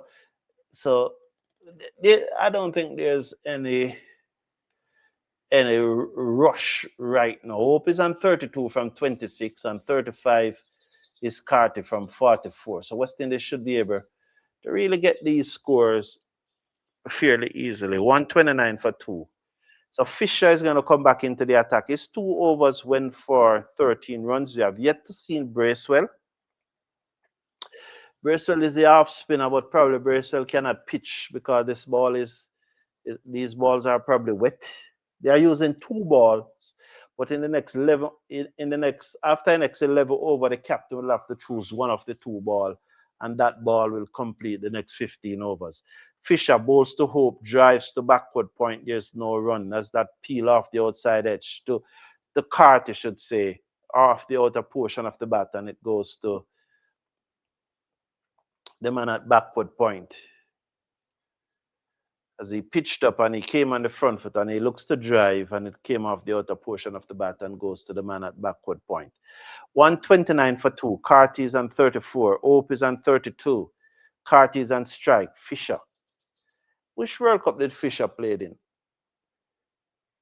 Fisher is over the wicket, bowls to Carty, and Carty defends down the half side of the pitch. The bowler missed it in his follow through, but mid off and mid on backs up, and there was no run. 2020 could be, 2018. He was in one of those World Cup, under 19 World Cup. I'm talking about. He comes in now, bowls to Carty, and Carty plays this to the man at cover, and there was no run. Although you could say we are well ahead of the run rate, I don't want us to be facing so many dot balls. We still need to get some singers, and 3 dot balls out of the over thus far. We need to score. We need to score. We can score without taking any risks. He's over the wicket now to Carty. Carty plays this down to long on, and the fielder came across, and there's a singer, so that's better. 130 now for two. We need another 138 runs. Beating New Zealand 5-love would be very, very good for the West Indies. And I know there's a live poll going on, in which I ask, what do you think would be the best result for the West Indies? What do you think will be? Please hit that thumbs up button, please. And 50% of you believe that if West Indies is to win, it will be 3-2. The 29% of you believe that it would be 5-1. I I want to say it this way, in a very friendly and polite way. No disrespect me. What are you drinking? Or what are you smoking? Wow. I would love that though. If West Indies would win this series 5-love, it would make us all happy. But I cannot predict that. I cannot predict.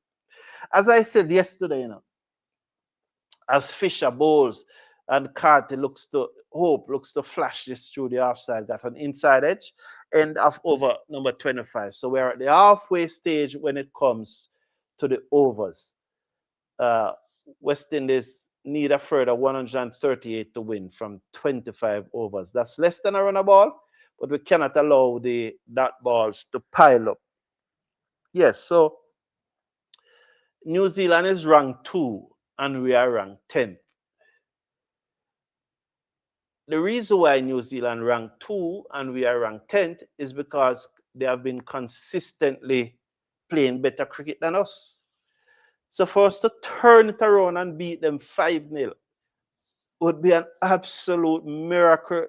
That would be like when Leicester City won the Premier League, or probably would be a bigger miracle than that. Even a 3-2 win we'd have to be grateful for. That would surprise the entire cricket world.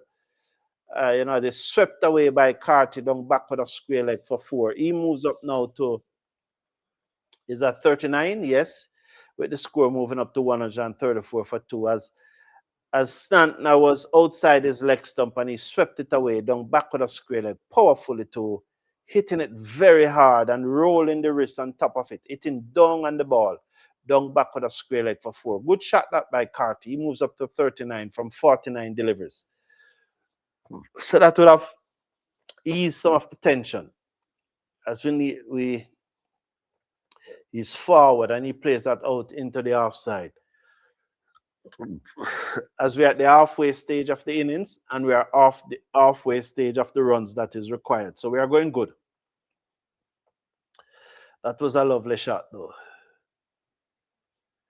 He comes in now, bowls to Carty, and Carty played it to mid wicket, and there was no run. You know, so I, I, I don't see us winning 5-love. I don't see us winning 4-1. I'm seeing if we do win, which I want us to win the series, is we may just scrape through 3-2. As Carty hit this in the here, in the gap between long off and cover on the boundary and the sweep on the boundary, and they will come back for 2. Surely, yes, they are back for 2. 136 now for 2. So just hitting it over those 3 fielders that are close in on the offside. Those fielders are the backward point, the cover, and the extra cover. And then you have the sweep on the cover boundary and the long off. It appears that he sent back somebody just now. I saw him send somebody to go back, but I'm not quite sure, as that one was zeroing on the mid stump as Carty went deep in his crease. But at the last moment, having kept his eye on the ball, he was able to get the bat down on it and just turn it away off his pad, and there was no run. He's on 41, 53 delivery as faced. That one was, they're showing the replay of it. He was deep in his crease. It was zeroing on the pad, but he managed to get an inside edge onto it.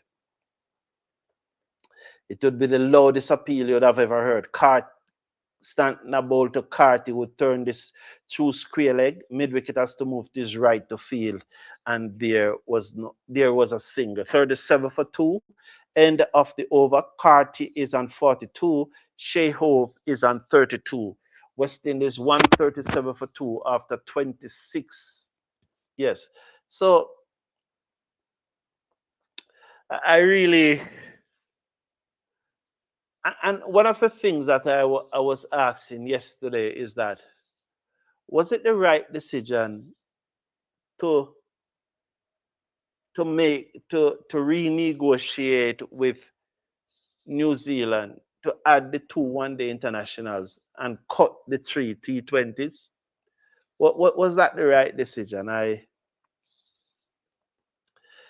Because while the 5 one-day international gives us opportunities to get maximum points, and we do not have to qualify for the, and we can improve our chance of qualifying for the World Cup directly.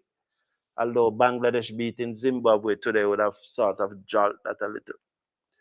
But on the other hand, it is more opportunity against a team that is better than us to beat us, and that would just drive us, hurry up us to the qualifiers. Fisher is back into the attack, and he has bowled 2 dot ball to Casey Carty thus far. It's 137 for 2. So I don't know if it was the right decision to.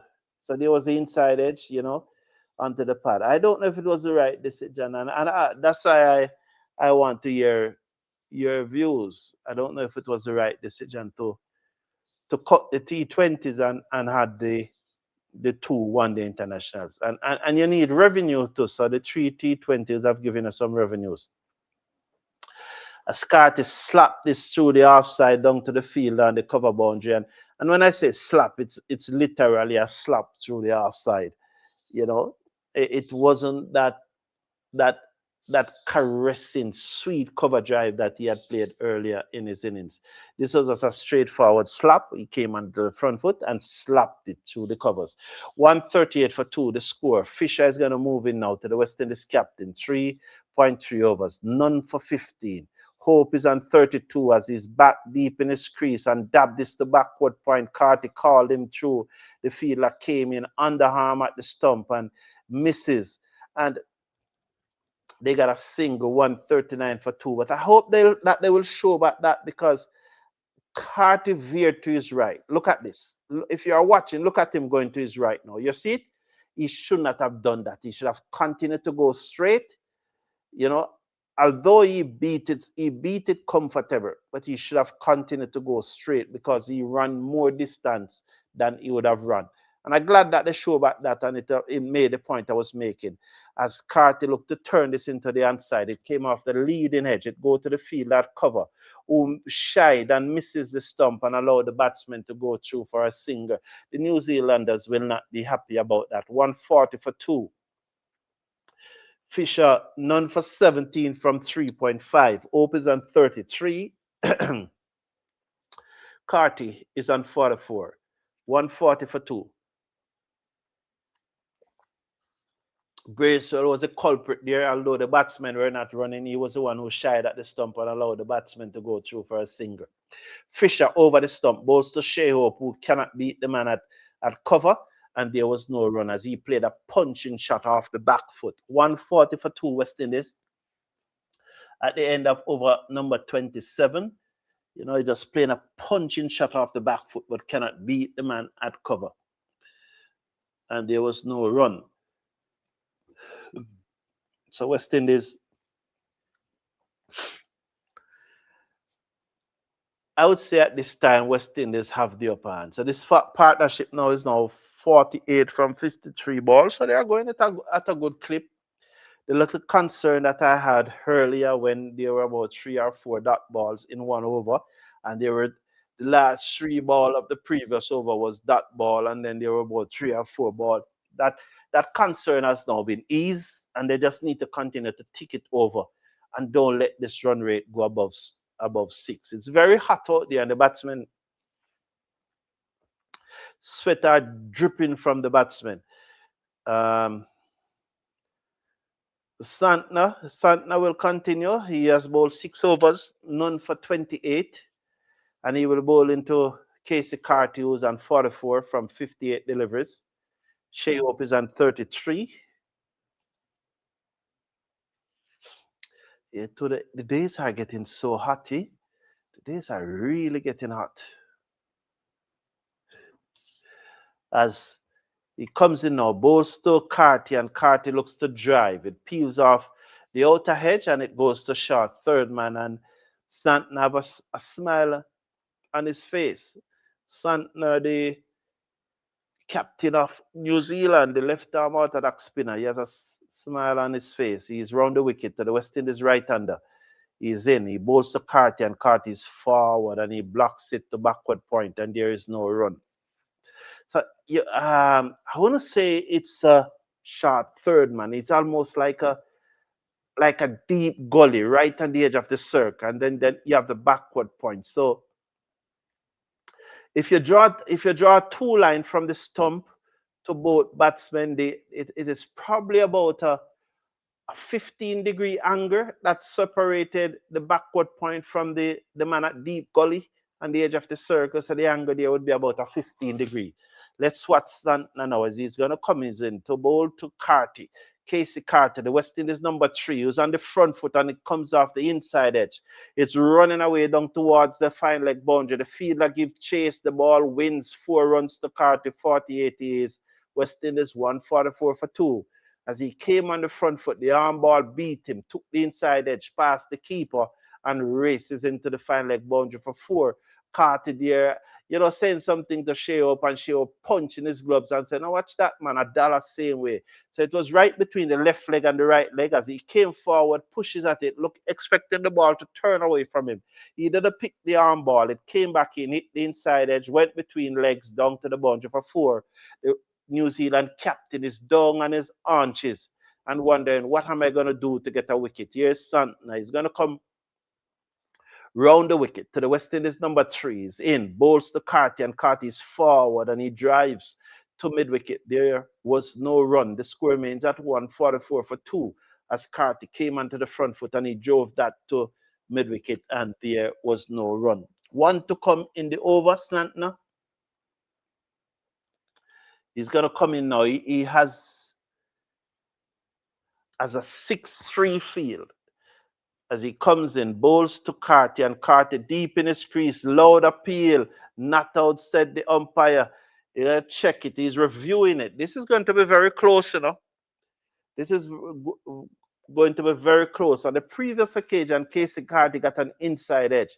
When he walks across his crease and he looks to turn it into the inside, and I could have seen the leg stump when that ball hit Carty. So I think this will be close, but let us wait and see. Hopefully it's missing leg stump, but it did hit him in line. There we go. So he's round the wicket. Carty goes across the crease. You could see the leg stump when he hit him. And so this is going to be very close. Carty said, touched the bat and said it came off the bat. Let us see if he's right. No, it beats the bat, you know. This is going to be very close. It hit him in line, but it's going to miss leg stump, I think. Umpire's call. Well done. Hometown decision. Well, hometown decision. Well done, Ums. Yes, boss. Yes, Ums. Well done. Hometown decision, man. Hometown decision. Those are the decisions we should get. And it's your boy too, you know. It's his boy. So that's a hometown decision, man. Those are the decisions that we should get. Well done, Ums. Love it. Love it, love it, love it, Ums. So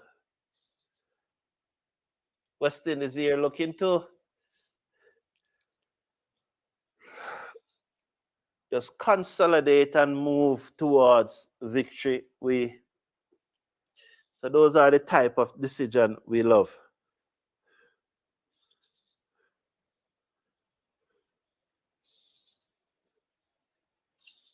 We definitely love those type. Love those type of decision. Yes.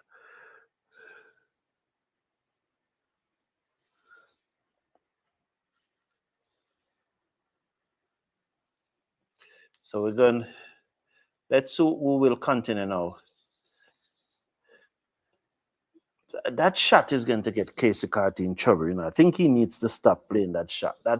Please hit the thumbs up button. If you are not seeing the thumbs up button, click off the live chat.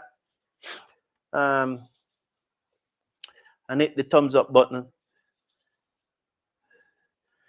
Fisher to continue. Comes in, bowls to Carty, and Carty drives, and it bunks away to backward point, and there was no run. He's on 48. He's just a little uncertain. He's just going through this uncertain phase. He's not picking Santner properly. And both batsmen, because the truth be told, Hope have gotten 8 runs now, Santner down to third man, where they were genuine edge. So they are not picking him. Fisher is over the wicket. Bowls to Carty, and Carty drives. Can't beat backward point. There was no run. 145 for 2. This match is far from over, you know. West Indies need a further 123 runs to win. But I'm telling you, this match is far from over. 123 runs in 31.3 or in 21.3 overs. So that's 123 runs in 129 deliveries. This match is far from over. He's over the wicket, bowls, and he drives through the covers. It's going down towards the sweep on the cover boundary, who has to move to his right, and they are back for the second, quite comfortable. Good running there by Shea Hope as the return came in to the bowler's end, and Carty's on 50. So yet another 50 for Carty's. He was well overdue. It was a good while. He had a prolific 2024. He tailored off somewhat in 2025, but it's good to see that he has come back now with a half century here. So good knock. Casey Carty just came on the front foot, hit it down towards cover. Cover had to move to his right. And by the time cover got to his right, although the return came into the shorter end to where Shea Hope was running to, Shea Hope was always going to beat it, because Shea Hope knew that he had to come back and let the man reach his 50, which is relaxing. As Fisher comes over the wicket, he looks to cut and he bottom edge it to backward point, and he remains on exactly 50. Well played, Casey Carty, as his teammates clapped him, and and it's surprising. Nikita Miller is clapping the 50, but when Vitel last got the wicket, he was unmoved. 50 from 68 deliveries, 147 for two, one to coming over number 29. Fisher is gonna comes in now to bowl to Carty as the children are playing. Nice to see the children playing in the play era. He's over the wicket, bowls to Carty, and Carty drives. Can't beat backward point, who has been brilliant. Who is that at backward point? Is it Bracewell? But the field at backward point has been brilliant. I'm going to try and find out. 147 for two. West Indies, 147 for two. Wow. Can you believe that? Thank you, God. Almost damaged a camera just now. Everything is good though.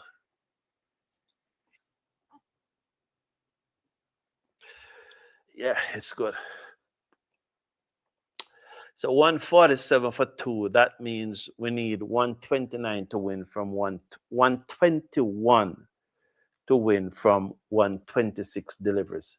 So Santner is 8 overs, bowl to open, hope just ease this down to long off. It was back of a length, and he just stand up and beat the extra cover down to long off for a singer. So this is the 30th over being bowled. So New Zealand. So there are some New Zealand fans in the crowd here holding up the New Zealand fans. I think they're joking, well, no, they're in black shirts, so they're really New Zealand fans. Santner, the New Zealand captain, bows to Carty, who watched it carefully as it pitched and turned across him. The arm ball is coming very soon.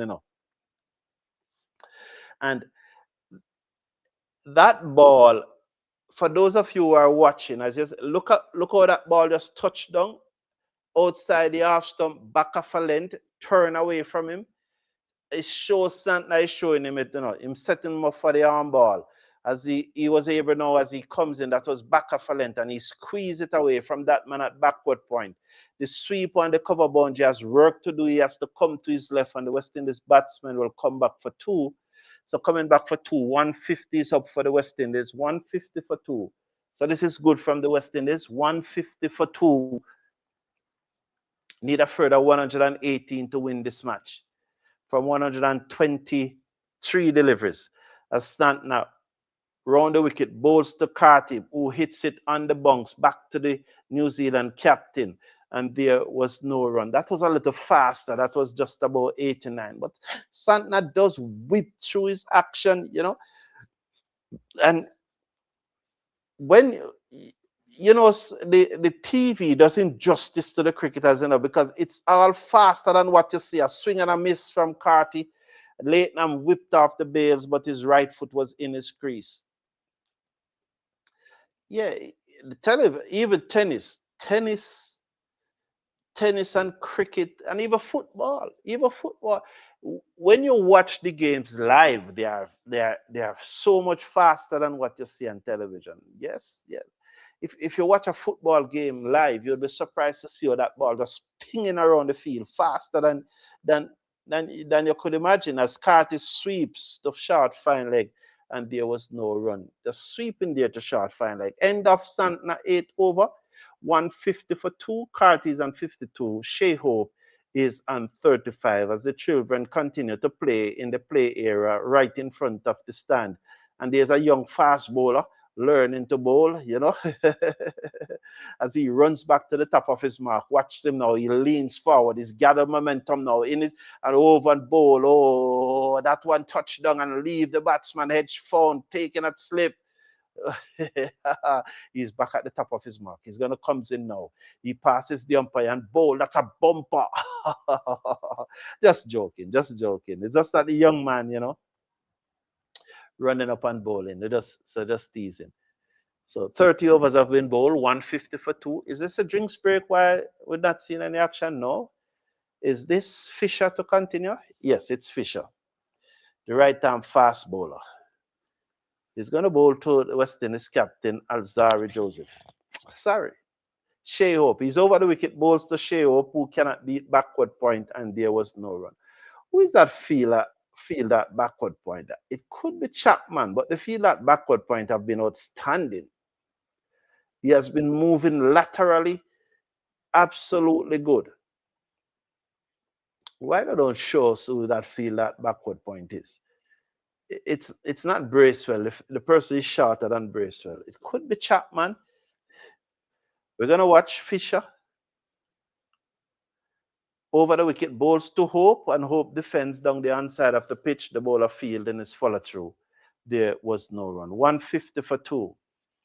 So Fisher here just following up with 2 dot balls. And we just as Hope was totally in control of that one. But West Indies is going closer and closer, getting closer and closer to victory. Please remember to become a member of the Cricket Forum Clubs and Patreon Members Club and Patreon. The link is in the live chat. It's also in the video description. As Hope cuts the backward point and another good stop by that fielder there. Oh, he hit that very hard.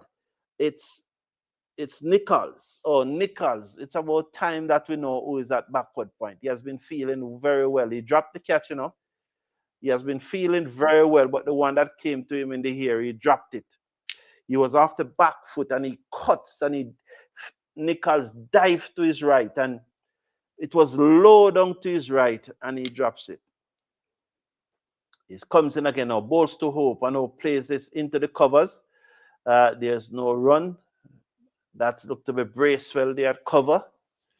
So it was off the back foot and Shea Up cuts it. And it was low to his right. It was just probably about 3 inches off the ground. But Nichols dropped the catch at backward point. So the West Indies captain got a chance at 35. 150 for 2. We have been on 150 for a long time now. As Fisher is over the wicket, bowls to Hope, who played it back down the outside of the pitch. The bowler sticked out his left hand as that ball bunks up to his left hand side. He collects, and there was no run. 150 for 2. So this has been 5 dot balls.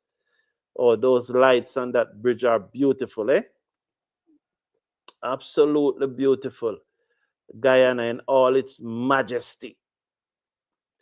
Wow. All its majesty. Here is Fisher. He's gonna comes in now. He reaches the stump, bowl to Hope and Hope drive, beat cover, work for the fielders on the boundary. Sweeper comes across, slid, picks it up, roll over, sends the return in. Carty back for 2.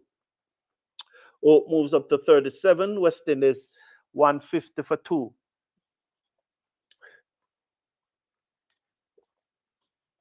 That was a pleasant drive as he came onto the front foot and just drove it sweetly through the offside. At this stage, New Zealand were 160 for 3, but West Indies was very good towards the back end, We're absolutely good towards the back end, and Alzarri Joseph picking up 4 wickets.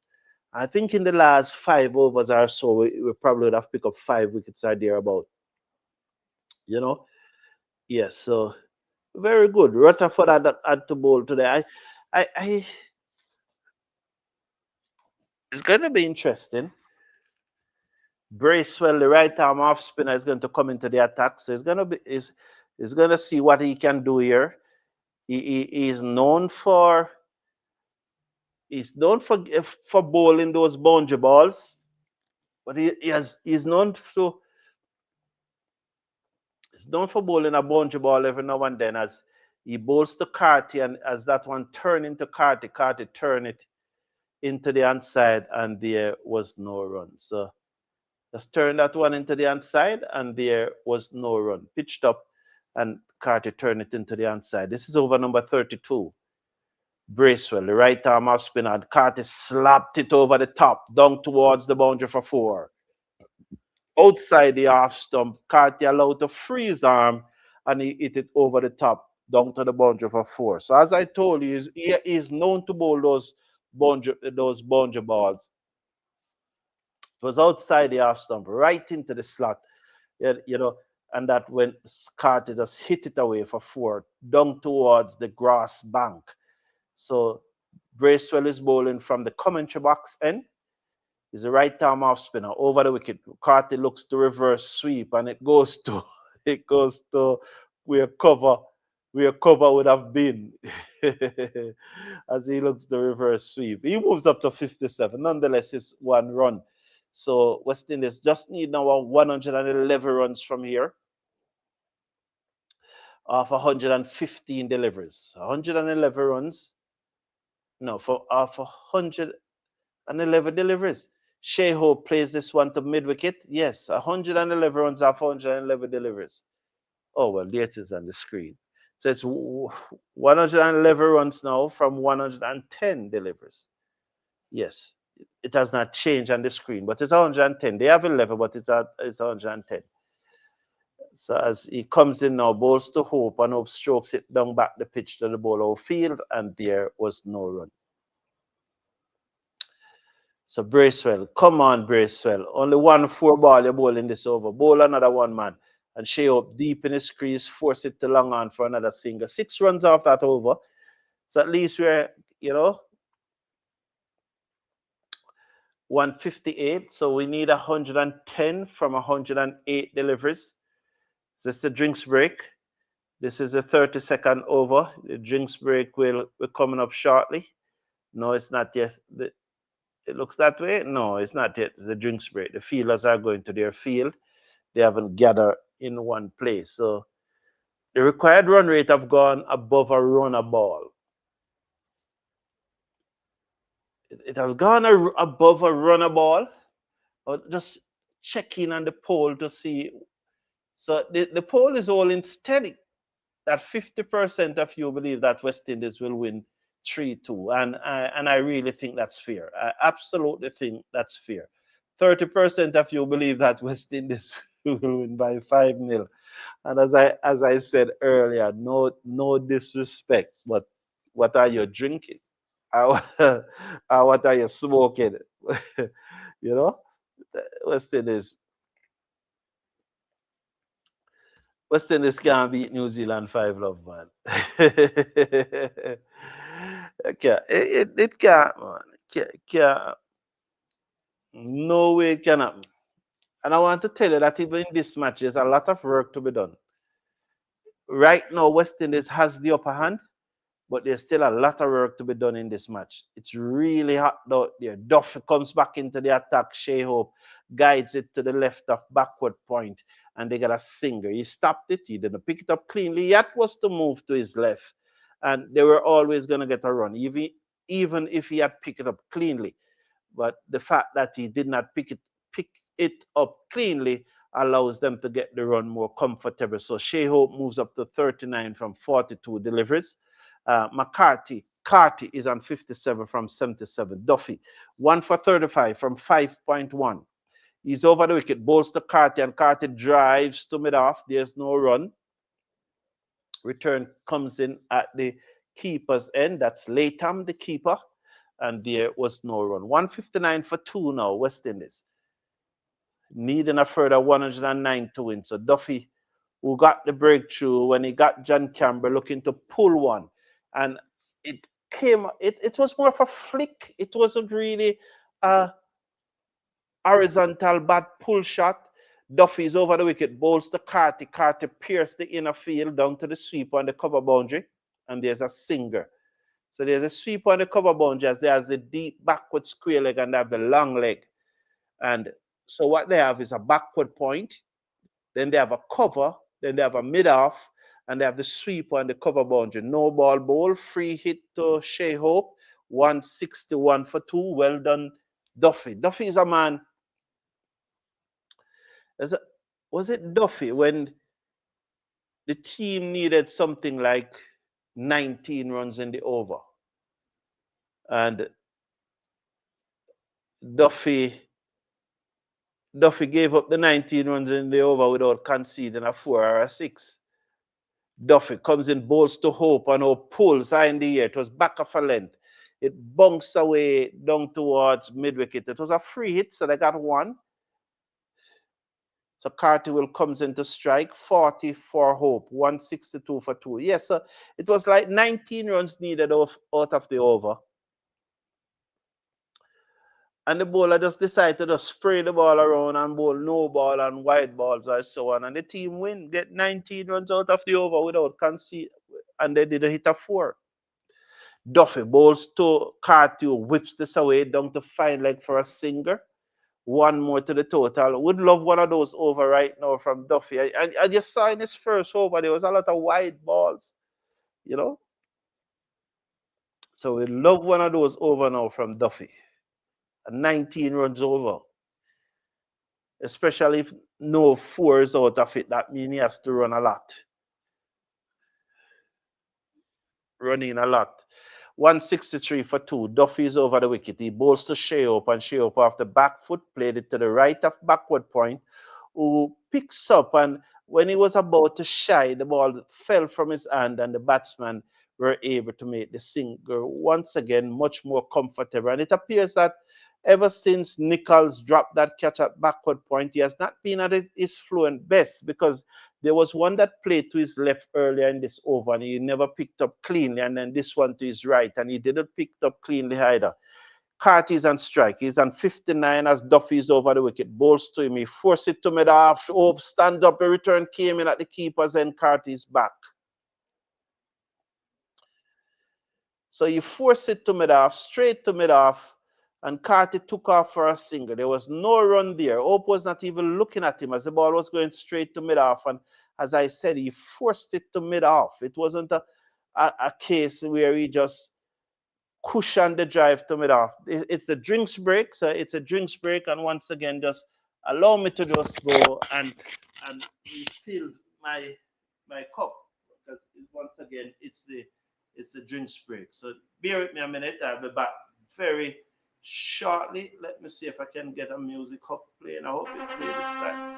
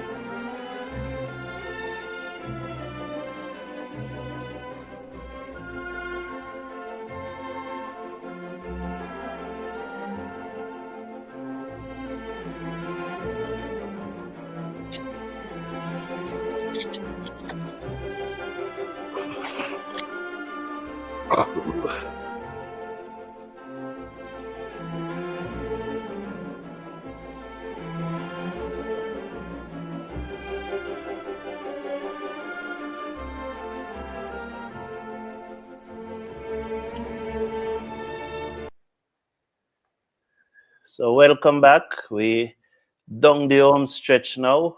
Final 17 overs of this match remaining. And I still think there's a lot of work to do in this match. I don't think that it's a foregone is gonna cruise home. New Zealand isn't ranked number two because they are not a fighting team. They are a fighting team and they are not going to give up. So Bracewell, though, hopefully he will continue to serve up some four balls.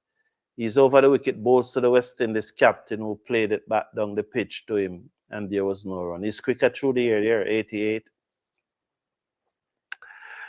So we're going to watch the right arm off spinner who's over the wicket to bowl to Shea Hope. He's in, bowls to Hope. Hope deep in his crease. And as that ball turned into him, he plays it to mid wicket and there was no run.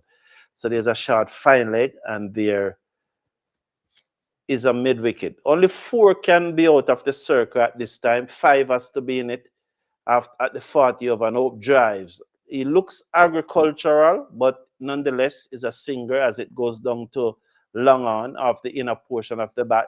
Usually Hope is more pleasing on the eye, but just now he looks rather agricultural as he looked to hit that ball hard and it got the inner portion of the bat. Goes down to long on. Santner over the wicket, bowls to Carty, and Carty hit this down the ground all the way. It's going to be questionable. They're going to check it. 4 runs, the umpire signal. He's confident that it was 4.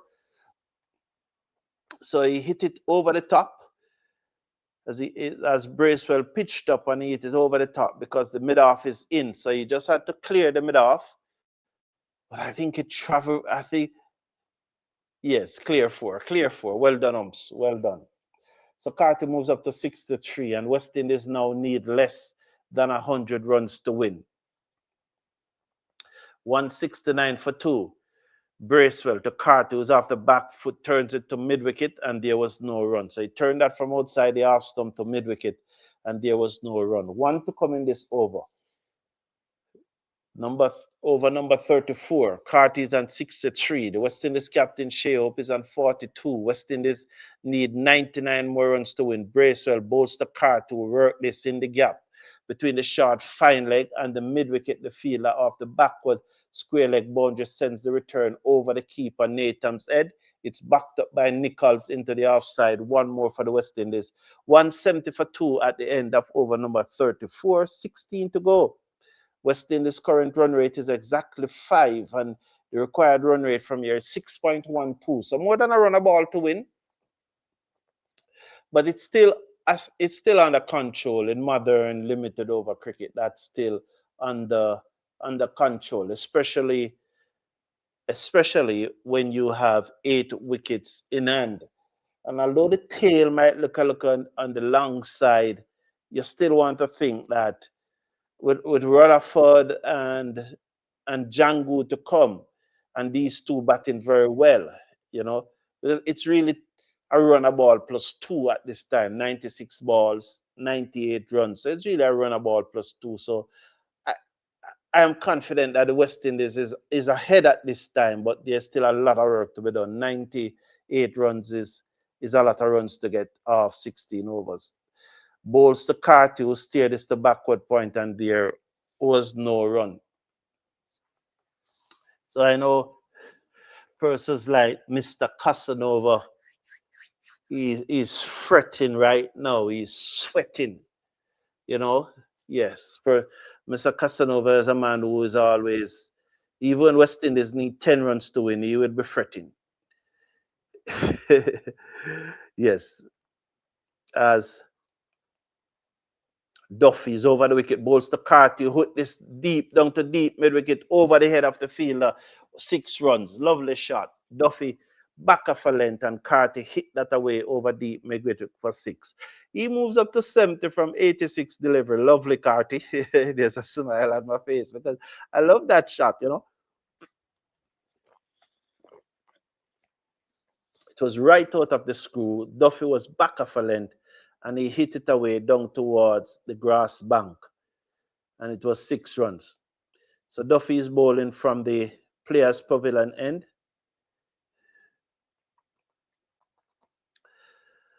He's going to come in now to bowl to Carty. What is Santa making some adjustment in his field? He's not quite happy. He's saying something to Santa here. The umpires are getting involved. We're going to see what happened now. Both umpires are talking. Was it a no ball? Was there an extra fielder outside the circle? So the umpires are on their radio. They are checking, I think, to see if there was an extra fielder outside the circle. And so they are looking here. Decision pending. Did Carty bat hit the stump when he played that shot? Wow. It couldn't be. It must be a fielder outside the circle. So this is going to be very interesting.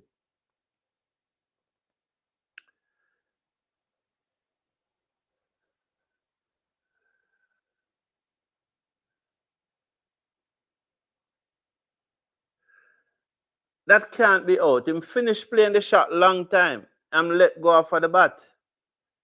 That can't be out. The shot was completed. Yeah, not out. It's clearly him finished playing the shot, and yeah, that can't be out. The shot was the New Zealanders are not happy, but the shot was totally finished played. Yeah, it was like another phase.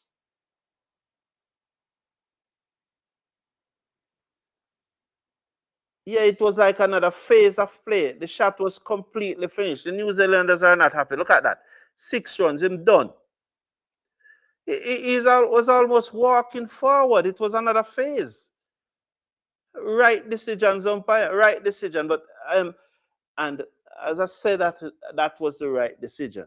If if New Zealand was batting, and Mitchell did that, I wouldn't be saying right decision. But him completely finished. No, see him done. Him done. Him done. No, man, it's another phase that. It's another phase. That never happened during the shot. It was another phase. And to tell you the truth, if I couldn't say that was out, even if a New Zealander was batting. As biased as I am towards West Indies, I couldn't say that was out. Slower delivery outside the half stump. Carter leaves it alone, and it goes through to the wicketkeeper. So there's a short ball from Duffy. Casey Carter pulled it away over backwards square leg for 6. The shot completed totally, and when you finish the shot and he was just moving his hands, and the bat hit off the bails, and the New Zealanders thought that he was still in the shot, but it was a different phase. Duffy bowls to Carty, and he slapped it to the right of the fielder on the cover boundary. They'll get another single. It's going to be 177 now for 2. West Indies needing 91 to win from 92 deliveries.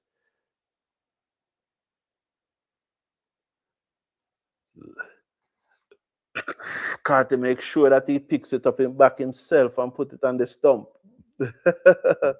But it was totally a different phase. I mean, you could not even give your enemy out for that.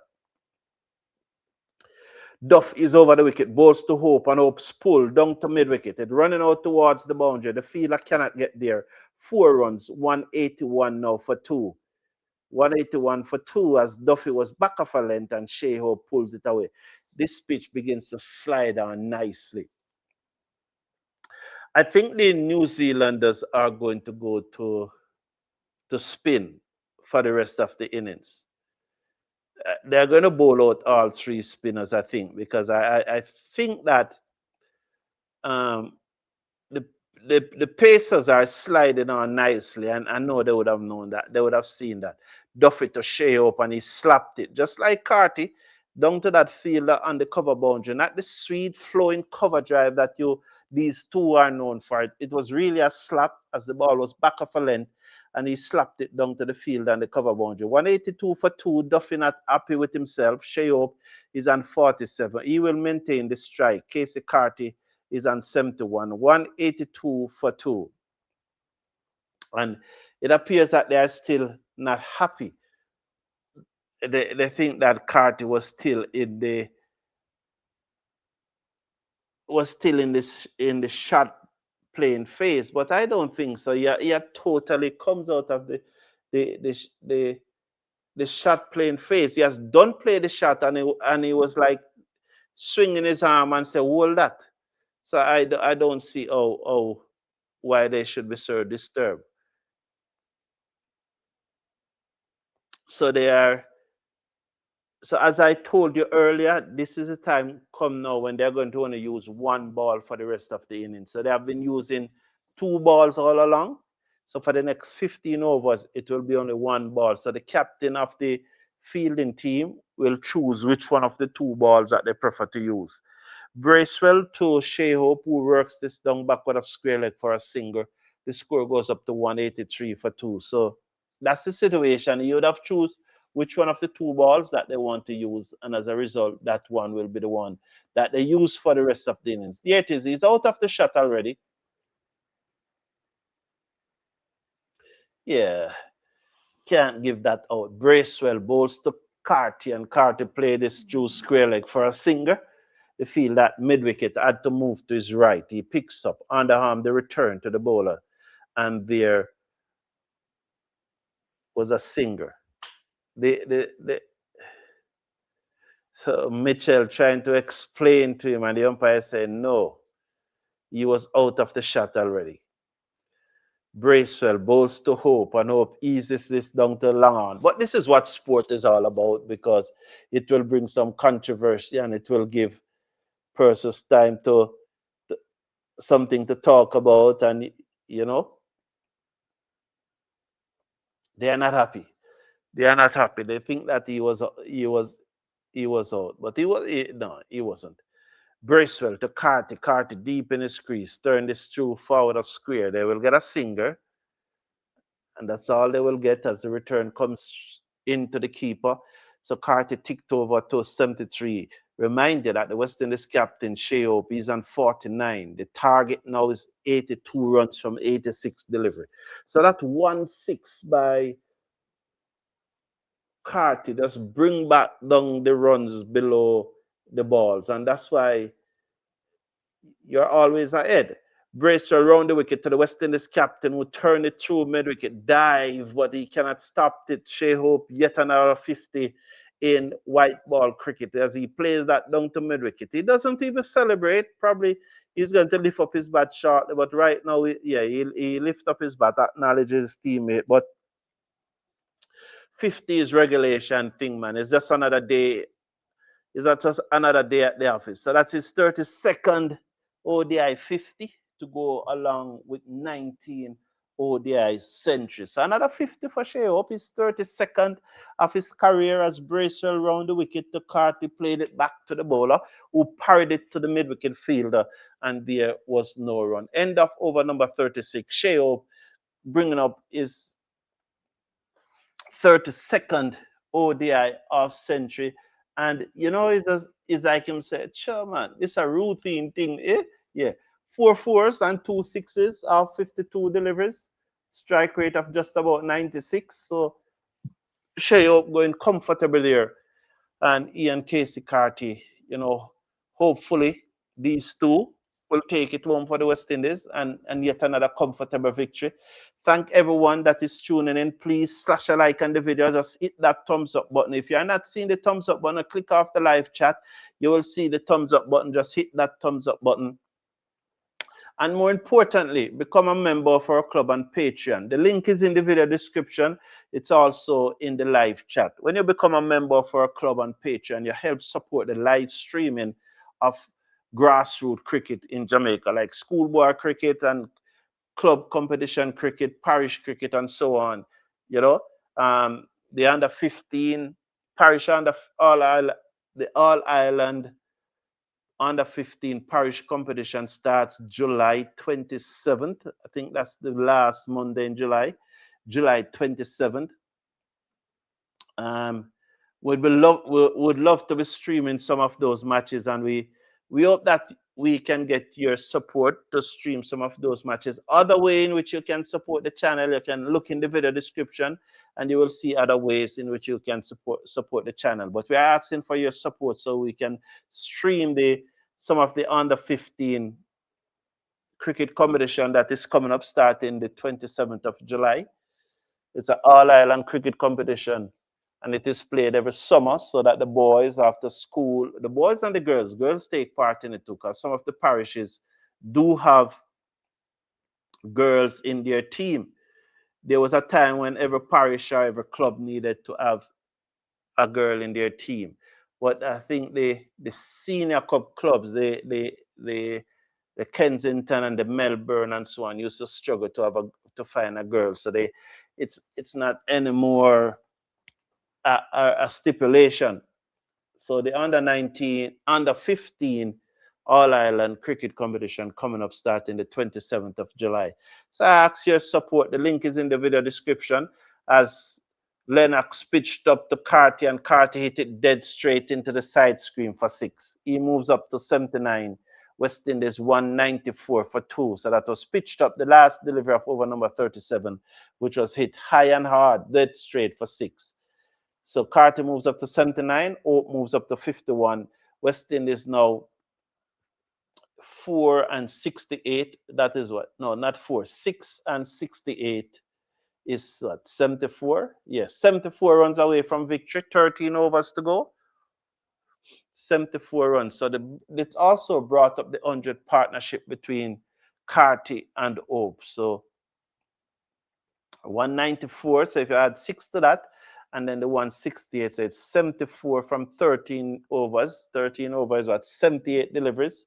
So 74 runs from 78 deliveries. Still some work to do, but West Indies is large and in charge here. And this is definitely a good way to kickstart this 5-match ODI series. So winning this match, it will help to the ladies now to complete the treble for the weekend. As the sweat dropped from Hope, Simmet round over the wicket, bowls to Hope, and Hope steered this to mid-wicket for a single. One more to the total, 195 for 2. Yes, the sweat that is running out of Shea Hope helmet is almost like a pipe. It just dropping. Yes. So I was making a point, which is very important, and that's why I'm elaborating that. Please, the link is in the video description, or you can just look in the video description. There are many ways you can support our effort to live stream the under 15 cricket competition. So please look, as you know, as Carty's beaten, but it's also beat the keeper, and it goes down to the boundary for 4. So Simmet was outside the off stump, beat the hedge of Carty. Hedge was found, and he was dropped. So we're going to watch this replay as Simmet was over the wicket, bowls to Carty. Carty looked to play a forcing shot off the back foot, and the keeper dropped the catch. It was difficult, it was dying on him, and it went right through him down to the boundary for 4 runs, and Nathan Simmet is not happy with Tom Latham. So Tom Latham, whose father played, I think his father played in the 1993 World Cup or so on. Rod Latham, I think was his name. I think something like that. Can't remember those things. Carty whipped this off his pad down to the final leg boundary for 4. He moves up to 87. West Indies now have breached the 200. 203 for 2.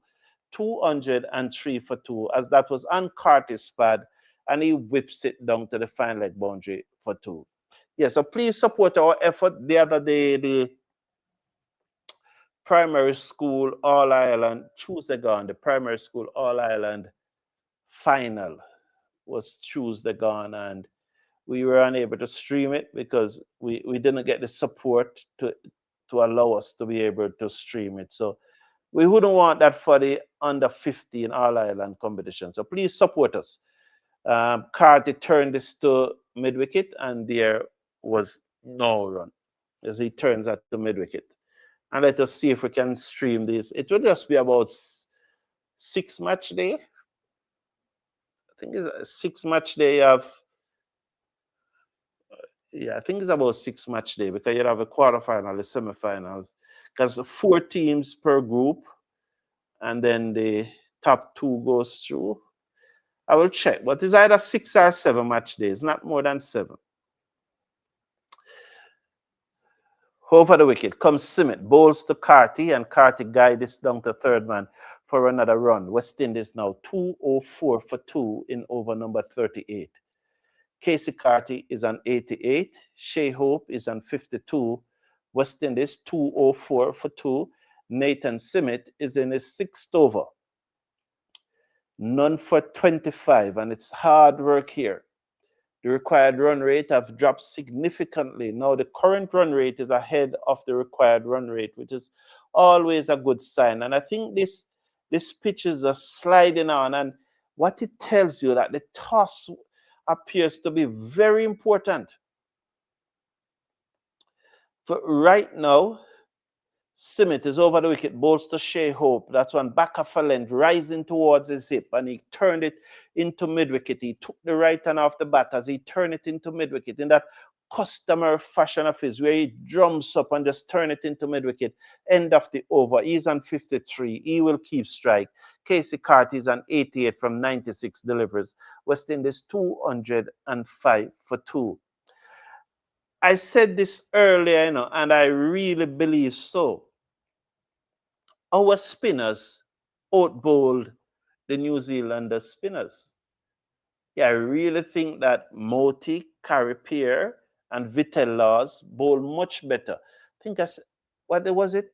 30 overs, and they get 6 wickets for 144 runs. I think that's what I'd work it out. Yeah, 30 overs, 6 for 144 runs, with Laws getting 3, Moti getting 2, and Pierre getting 1. And I really think our spinners outbowled theirs. 205 for 2. Lennox round the wicket. The left arm orthodox spinner bowls to Shea Hope. He drives to cover. What happened there? On the bounce, he drives, but good stop at cover there by Santner. What happened there? Because he drives and he dives forward, and he's asking, how is that? So they're gonna, what is going to happen? He asks, how is that? Because no one appealed, the umpire never checked it. But Santner realized that no one appealed, so the umpire is checking it. So Shea Hope came onto the front foot, he drove it to cover. The New Zealand captain dived forward, and it's going to be touch and go because he came up cleanly with the ball, but did the ball touch the ground? There he is, he dived forward. It looks like a clean catch right there. It's going to be interesting to see right there at the pitch. It's going to be very interesting. I would love to see that zoom in. I think it's dropping out. It touched the ground. For me, it touched the ground. That's not out. That's my first impression. Persons are going to say, well, Mr. Brown, you're saying that because you're a West Indian fan. But my first impression that it was not out. It was a good attempt. Here it is. He came forward. He catched it. The ball is not on the ground there. Clearly not on the ground. But right there, it's on the ground. Right there, it's on the ground. It's on the ground.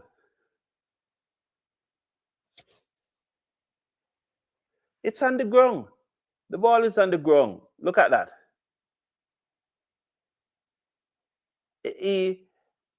What happened as Hope drives and Santa was at extra cover, it was dying on him, but it was a powerful drive.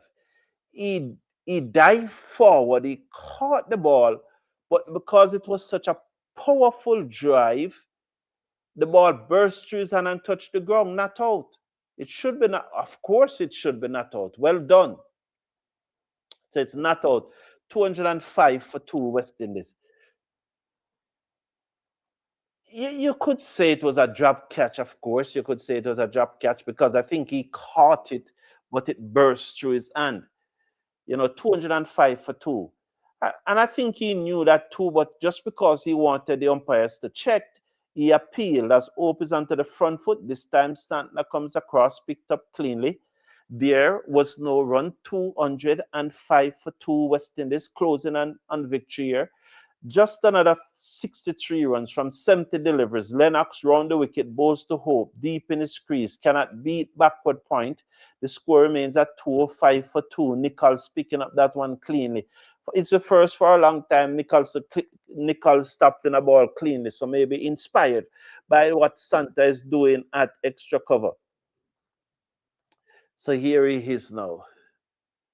Lennox comes in, round the wicket, bowls to Sheop, and Sheop is forward. He just blocked it down the inside of the pitch, as that one was a little slower, just 81.3 kilometers.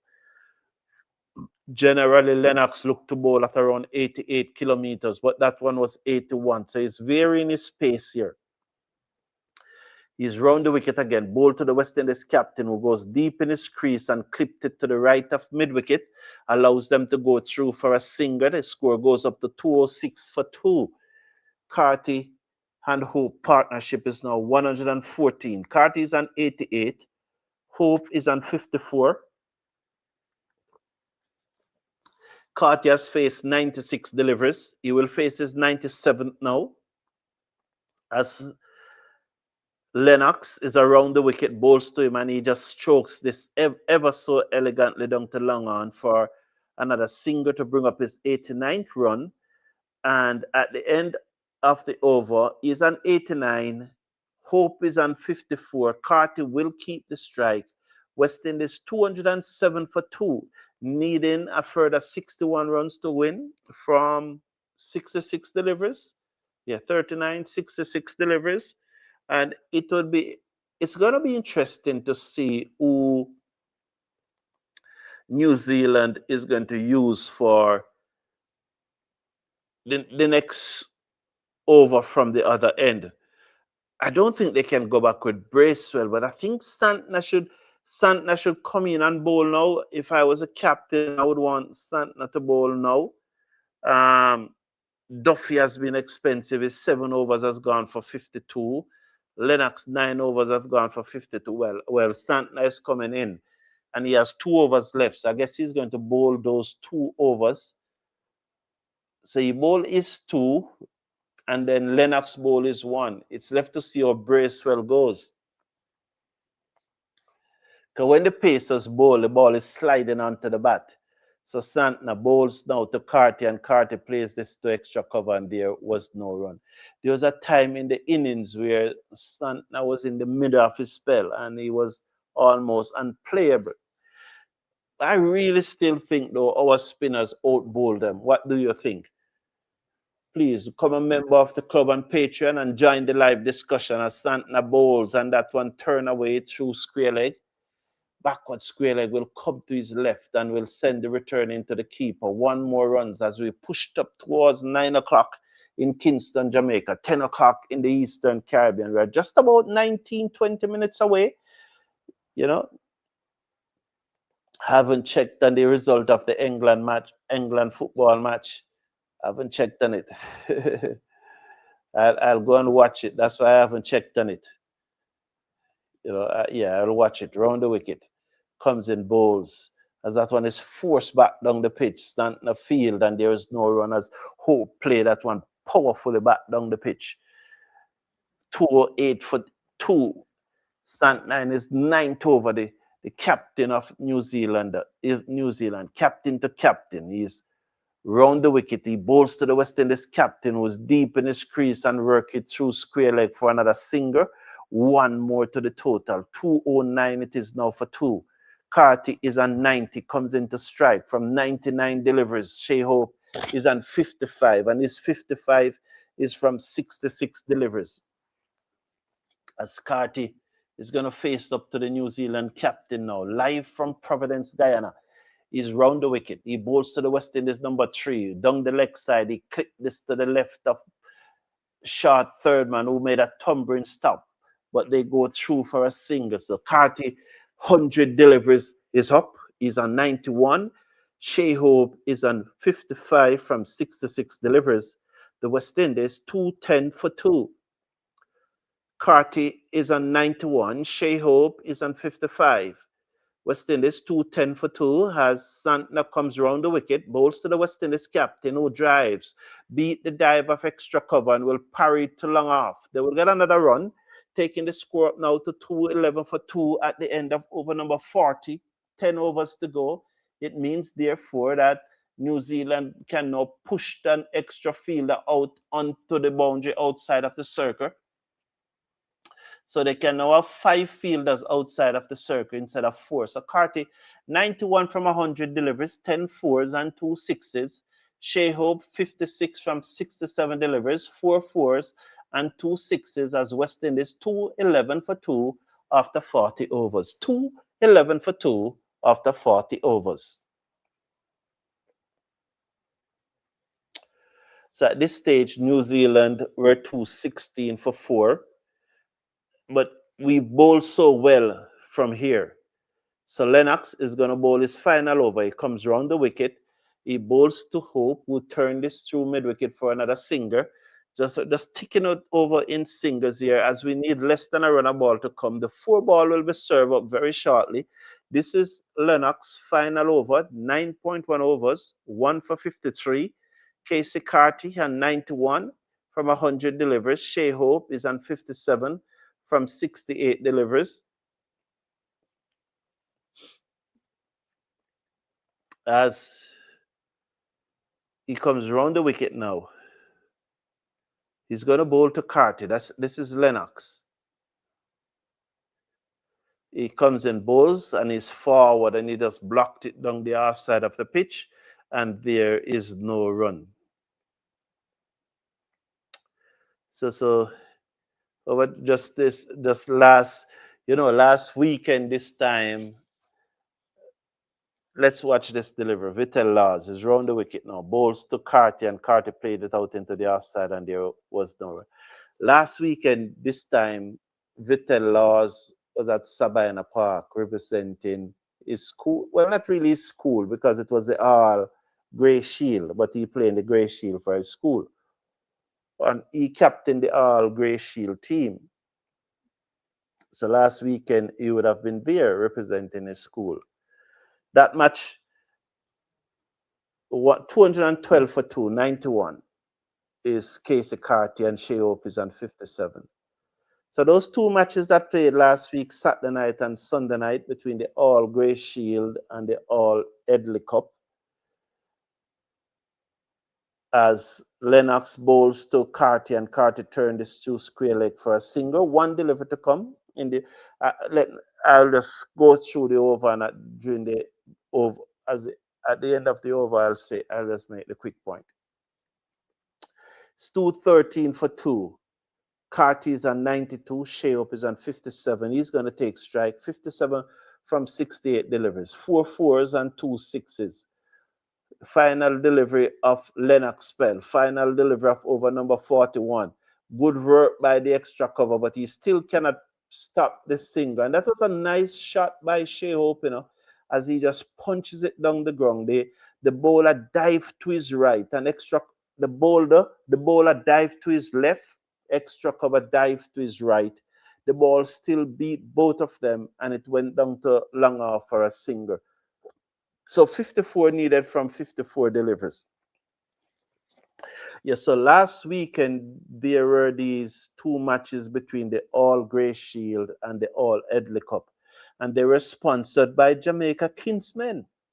It was a Jamaica Kinsmen who sponsored those 2 matches last weekend, as allowed those matches could be played, and Vitel Laws was the captain of the All Grey Shield. But the bigger point I want to make is that which other sports in the Caribbean where a boy can be still going to school and be earning the amount of money that Laws is earning from cricket? Which other sport? He's still going to school in the Caribbean. I don't mean he left for a football contract in the USA, in the US, or in a university in the US, or a school in England, as you know, they do it in Europe, and you probably have a contract. Or which other sport can a student in the Caribbean still going to school in the Caribbean and be earning the amount of money that Laws is earning? And for me, I think the answer is none, right? And if I am right about the answer that it is none, why then are not more students, more children playing cricket? And why is it that when you are watching the cricket, your children and your grandchildren not watching it with you? Because you may not remember, but it was because your parents take you to cricket, or your uncle or somebody take you in your family, took you to cricket. That's why you fell in love with it. Or even if they never took you to cricket, you were probably in your living room watching like Vitel Laws in his living room watching. And the only reason why he would be in his living room watching is because either somebody in the house is watching, because as a 4-year-old boy, you don't know anything about cricket. So somebody in the home must have been watching the cricket on TV, and because you are there in your living room, you saw it, and you saw Adam Zampa bowling, and you like the way Adam Zampa bowl, and you develop your love for it. So we have to have the children them watching the cricket, whether on the TV or taking them to the matches. You know, that's we need to encourage them to play more cricket. And when the pool gets wider, now you will have more Vitel Laws coming out of a wider pool. Not necessarily a Chinaman googly bowler, but maybe you'll find another Brian Lara, you'll find another Lawrence Rowe, or Chanda Paul, or Chris Gale, or Michael Holding, or Malcolm Marshall. As the pool gets wider, there's more talent. Children want to play sports, and especially sports that they see an earning potential, you know. But one of the things that we realize is that parents not carrying their children to play cricket, and they're not showing cricket in their house either. It's like a lot of persons seem to guard cricket like it's an exclusive club. We need to make it more inclusive, because, as I said, I don't know if another sport where, because this match, to the best of my understanding, you get $4,000 to play a 1-day international match, plus a lot of other like things like your per diem, your meal allowance, your laundry allowance. And there are some persons, if you do your thing properly, you don't have to touch those, because all your laundry allowance, you can wash your laundry yourself. Your meal allowance, you don't have to touch that, because you can organize that. You don't have to touch that. So, and if he's so 3 matches, five. Well, he's going to play all. He's going to be in the squad for all 5 matches now. So that's a $20,000. That's what, 4 million Guyanese dollars, 3 million Jamaican dollars. A lot of person in Jamaica don't work $3 million for the year. Um, it will be interesting. Does 50% of the Jamaica population work $3 million for the year? No, I don't think so. And to be exact, then 5 fours is $23 million. I don't think 50% of the Jamaican population work $3 million for the year. And this is a schoolboy, you know. Hope is on 60. Carter is on 93. 217 for 2, West Indies. We're in over number 43. Fisher is over the wicket, bowls to Hope. Hope cuts it down towards the fielder on the cover boundary, who comes around, sends the return in. One more to the total. Carter on 93 comes into strike. Shea Hope is on 61. 218 for 2. Fisher, 6.2 overs, none for 23. 6.2 overs, none for 23. Sorry about that. So it's going to be interesting to see who comes from the other end. He bowls, Carter drives, peel off the outside edge down to third man for another single. He moves up now to 94, closing in on yet another ODI century. Oh, thank you, God. Thank you. Thank you.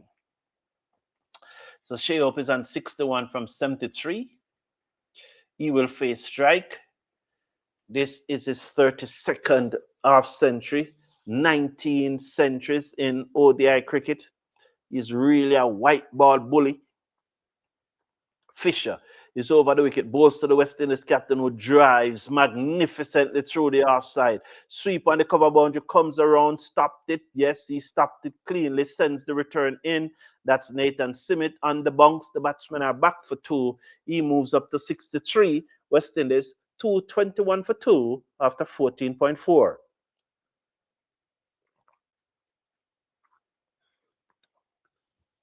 So that's 221 for two after 14.4. Good work there on the cover boundary by Nathan Simmet. So that was pitched up. Why is my screen freezing at this time? It doesn't generate. It's after 8 o'clock. Major League Cricket is going on. So after this match finish, I'm watching some.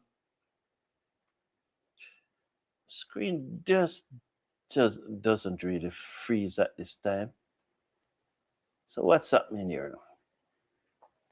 So West Indies 221 for two with Casey Carty on 94. Shea Hope is on 63. One delivery to go in over number 43. So it's one delivery to go in over number 43. Shea Hope reversed that pull shot. So Nathan Simmet, Fisher. It's gonna be interesting. I would, if I'm in New Zealand shoes, I'm going with. Have to go with Nathan Simmet. Eh? Duffy just not delivering.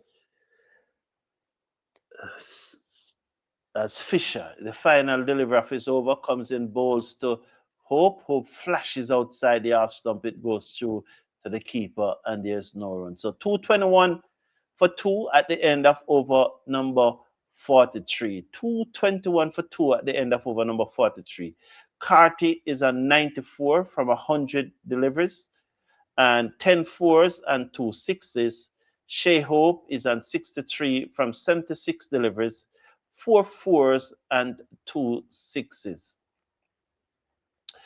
Carty, how many century Carty have? 4? I think it is. I think 4. I think Carty have 4 centuries. 4 centuries. Yeah, 4 centuries, I think. So he's on the verge of his 5th ODI century.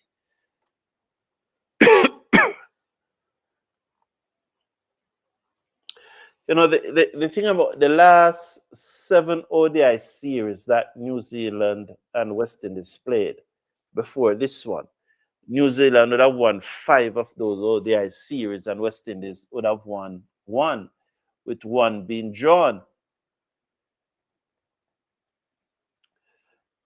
And so we're hoping now that we can make it 2-5 after 8. You know, so very interesting. I don't know why this it is freezing. I'm gonna try something else because I don't know why it keep on freezing at this time. It usually doesn't, but it just freezing. I don't know. I don't understand. But it shouldn't be. But it seems to be okay now. Is it? It's not okay. It's not okay. Oh boy. Why is West Indies so close to victory? This thing has to start freezing. Just bear with me a minute. I'm trying my best to see if I can rectify it. This is showing me that Casey Carty is up to 95 and West Indies is now 223. So we are good again. It's moving again. So good. So okay, good. Good to see that we are moving again. So Casey Carty, I think he has scored 4 ODI centuries already. So this would be his 5th. Sheo swings it over deep mid wicket. Oh, he's out caught. Caught is out caught on 95. From moment there, I started gone for a 6, and probably I caused his dismissal by saying that he's on the verge of his 5th Test century and so on. And so Bracewell picking up the wicket. The man who I said I wouldn't give the ball to, but it was one of those other ball in the slots as Bracewell to Carty, and Carty hit it high in the air down towards the fielder on the mid-wicket boundary, who took the catch. 223 for 3, Casey Carty caught Simmet, Nathan Simmet off the bowling of Bracewell for 95, 112 deliveries, and he's not happy. He's not happy. And he just walked past everybody, and he's in the changing room, and I know that he's probably hitting that ball back very hard right now. So it's good to see a member of the support staff walked after him, because they realize that he's going to get mad in the changing room. So good to see that.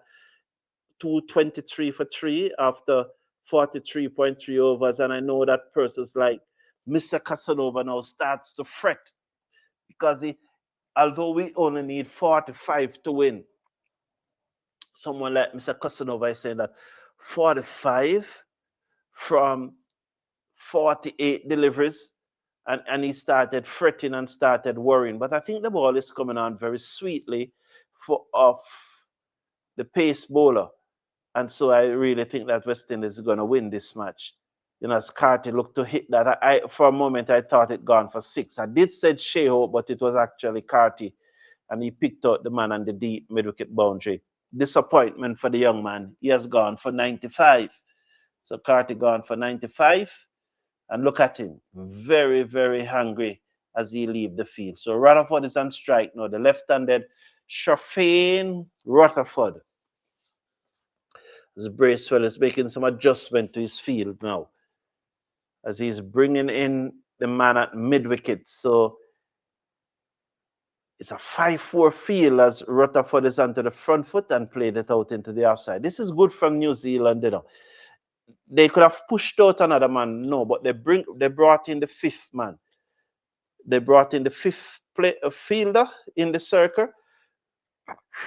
Rutherford hit this one, hop on over cover, going out towards the cover boundary, work for the long off, and the sweeper got it first, sends the return in. That's Simmet to Latham. They have gone back for 2. 225 for 3, as that one was hit, hop on over the covers, and it goes out towards the fielder on the cover boundary, who had a circle on the cover boundary, and they came back for 2. 225 for 3 now. West Indies needing just 43 more runs to win, but I know a lot of persons, as I said, like Mr. Casanova, he can't sit down right now. He'll be walking up and down, unable to sit, and he'll be fretting. So Fisher is going to bowl again. So let's watch what Fisher will do here.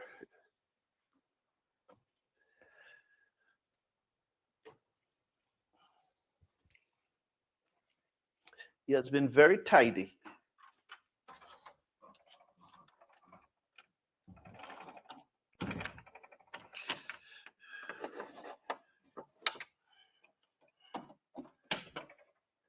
So we're going to watch.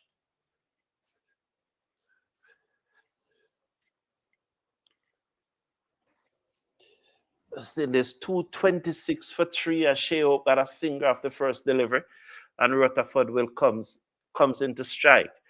So he's on 2 from 2, 226. West Indies needing 42 to win now. Yes, so I have a lot of work to do, as you see there now. Fisher around the wicket to Rutherford, and Rutherford plays it through mid-wicket. Work for the mid-wicket fielder. They're gone for 1. They'll come back for 2 as backward square leg circle the boundary, picks up, sends the return in, and the score goes up by 2.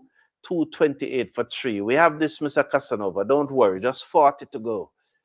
And as you see on the screen there, we are in 10th position and we need to be up to 9th position. I show you the chart. I can go back to that chart that they're showing you. We have it here, can show you.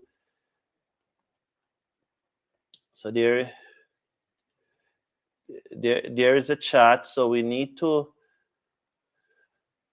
just move off that. Or you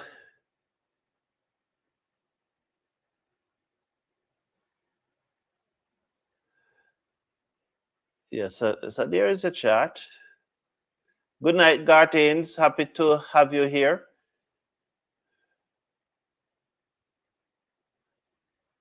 So there's a review here. I didn't saw that. So he bowls to Rutherford. Rutherford drives. The ball goes through to Natham. The bat hit the ground. They appealed. They appeal. I'm going to watch the replay now. The ball far from the bat. That's the bat hitting the ground. So the little spike that you see there, there's a little spike. There's a little murmur, but you couldn't give that out. There's a little murmur, but that could be any. That out. That's clearly not out. So the New Zealand reviewed it. Yeah, so as you see there, West Indies are in 10th position. And New Zealand are in 2nd position. So New Zealand is no trouble. They already automatically qualified. Fisher round the wicket, bowls to Rutherford. Rutherford forces this into the onside. They get a singer, one more to the total.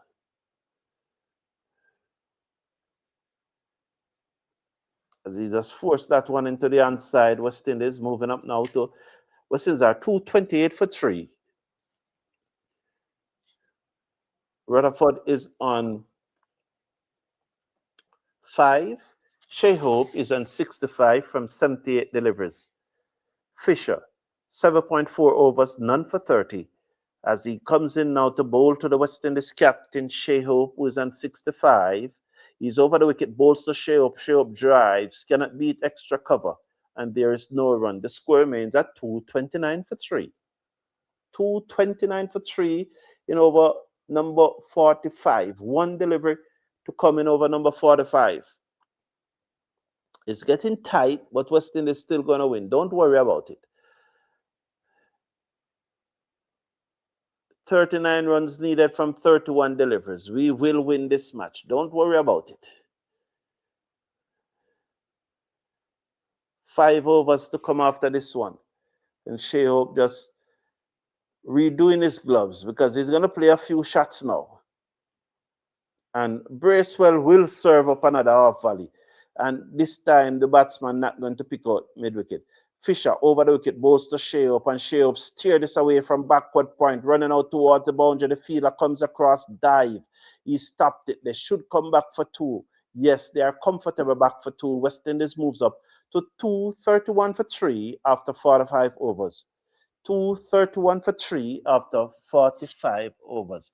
So there's a chart on the screen. There is some work to do to win this match, but I am very confident that we will get the work done. You know, New Zealand, they're ranked 2. They are the number 2nd ranked team because they have been playing good cricket.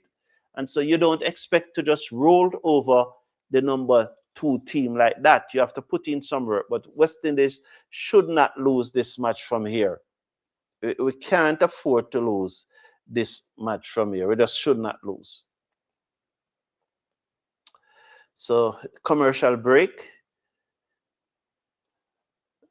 as Bracewell is going to continue. And Rutherford is going to hit him far twice in this over.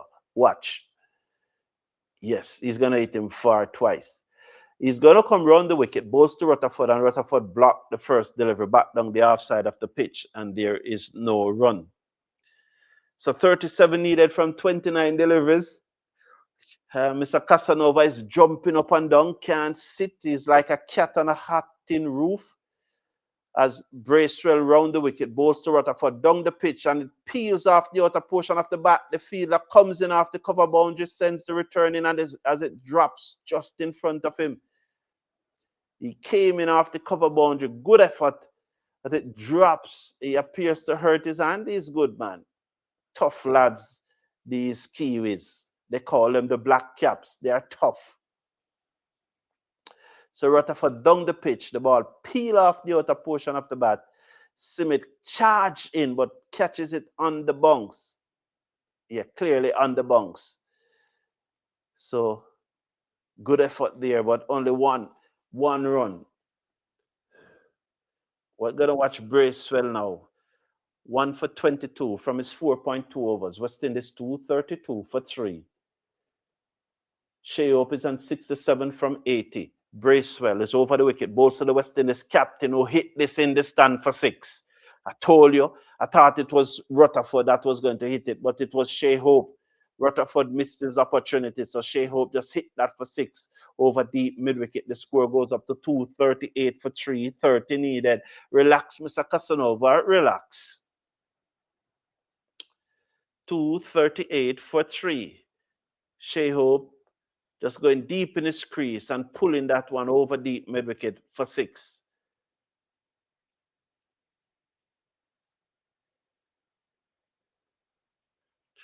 Yes, Bracewell again. The West Indies captain is on 73. Wide outside the half stump. He cuts this away down to the sweep on the cover boundary. I'm surprised that he didn't allow that to go through for the wide. It would have so wide. So the score moves up now to 239 for 3. 2 to come in over number 46. Rutherford is on 6. Hope is on 74, but Rutherford is on strike. West Indies 239 for 3. We're over number 46, still needing 29 runs to win from 26 deliveries. Once the runs is more than the ball, New Zealand will continue to have hope. As Rutherford steered this to short, third man thought about a single, not on that ball. 239 for 3.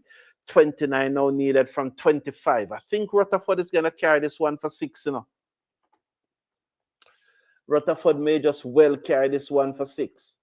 Some running repairs to Nathan Simi to that ball, squeeze his finger. Round the wicket comes Bracewell to Rutherford. He looks to sweep. It goes down towards that man at square leg. They will get a single diving effort. Did he stop it? Oh, you got to check that. He said that he doesn't know if it is 4, but he swept it down towards backward square leg. They will check. It changes to 1. So poor running. If that was not 4, they changed it to 1, but they will check for the boundary. The fielder came around, stopped it. It bunks off him. Yes, 4 runs. 4 runs. 4 runs there. As he came around, he dived. The ball stopped, bunks off him, ricochet off him, and goes into the boundary for 4. So not quite the 6 that I was looking for, but I will take 4 every time. 12 runs out of the over, but I did get 12 runs out of the over. I told you that he was going to carry him for 2 6s, but it was only 1 6 and a 4 and 2 singles. So the 12 runs that I wanted still came out of the over. 25 runs needed from 24 deliveries. West Indies 243 for 3. Shea Hope is going to face up now to Fisher. He's over the wicket, bowls to Shea Hope. Full toss, he plays it away. I don't see where the ball gone. Did he misses it? I don't know. I would need to see the replay. I don't see the ball. I do not know if any one of you watching saw that ball. I don't know if it went through to the keeper or it went to cover. I don't see what it was. A full toss. No replay. So maybe not even the cameraman picked it up. Here is Fisher, the right-hand fast bowler. West Indies 25 from 23. He's over the wicket, bowls to Hope, and Hope slap this to the man coming around from backward point. He picks up. West Indies get a singer. It's 244 for 3. We are in over number 47, and this is where West Indies won the match. It is the bowling at this stage, especially that of Alzarri Joseph, that allows West Indies to win this match. Because at this time, West Indies, I think in the last 5 overs, we got 5 wickets or something like that. But we really put down the hammer at this stage of the innings and prevented New Zealand from getting away. So well done, Alzarri Joseph. Who's the man of the match? Alzarri, Casey Carty, Shea Hope, as Rutherford pressed this through the offside for a singer, and it's one more to the total. At the end of this over, I'll try to ask and get your votes in. Who is the man of the match? Hope is on 75. He comes back into strike. West Indies 245 for 3. I think Shea Hope, Alzarri Joseph, and Casey Carty. Those are the three. So Carty, Hope, Joseph, H-I-J, yeah. Carty, Hope, Joseph. Who is your player of the match? Just going to type up the poll after this over. 3 delivers to come. 23 needed. 3 sixes is 18. Don't. Fisher bowls to Hope. Hope drives down towards the field and the cover boundary. That's another singer. One more to the total. 246 now for 3. 22 needed from 20 deliveries. Remind you that they will not lay down and die.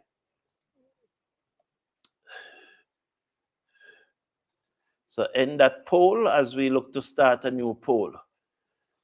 Who is your player of the match? It's a good time now to do that with only 22 runs needed from 20 deliveries. Rutherford Seckers. Fisher is going to run into him now. He moves in. He's over the wicket to the West Indies, round the wicket to the West Indies left-hander who tucked this off his pad. It goes down to that man coming off the deep mid-wicket boundaries. So, yeah, you know, New Zealand won't be bothered by the singer, although they know that the singers are keeping it ticking over for the West Indies, but they'll be more concerned about the boundaries. But West Indies would be happy for those singers because they know at any time they can really, really hit a ball for 4 or hit a ball for 6. There's no way New Zealand is going to win this match. West Indies must win. Must win. Over the wicket comes Fisher, bowls to Hope, a Yorker, which he played again down to that man on the cover boundary who has to go to his right. They surely will get 2 on this occasion, and the score goes up now to 249 for 3 at the end of the over. 249 for 3 at the end of the over. Let me type this poll quickly. Who is your player of the match? POTM, question mark. Carty, Hope, Joseph. Joseph got 4 for 45, you know. I don't know. Carter made 95. And Hope is hankering this team. So please get in your votes. I really appreciate it. As usual, the break is on the advertisement. So Hope is 78, not out. Carter 95. Alzarri 4 wicket. Make this run chase much less. We could easily be chasing 285, 290 if it wasn't the bowling of Alzarri, maybe even 300.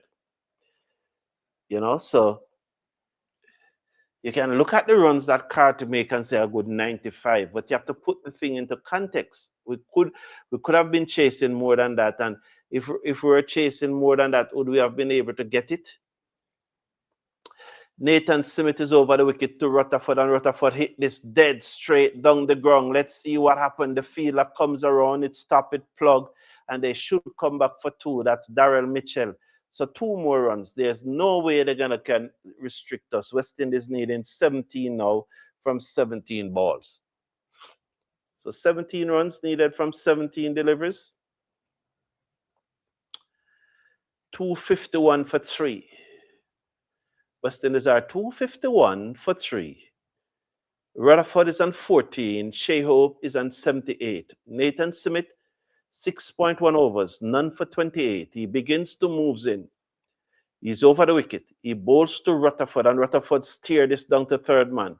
The fielder comes off the boundary. They will get 1. He moves up to 15. Shea Hope on 78 will comes into strike, with West Indies now moving up to 252 for 3, needing 16 runs from 16 deliveries. Smith is in his 7th over. None for 29 from 6.2. Good knock from Casey Carty, who made 95.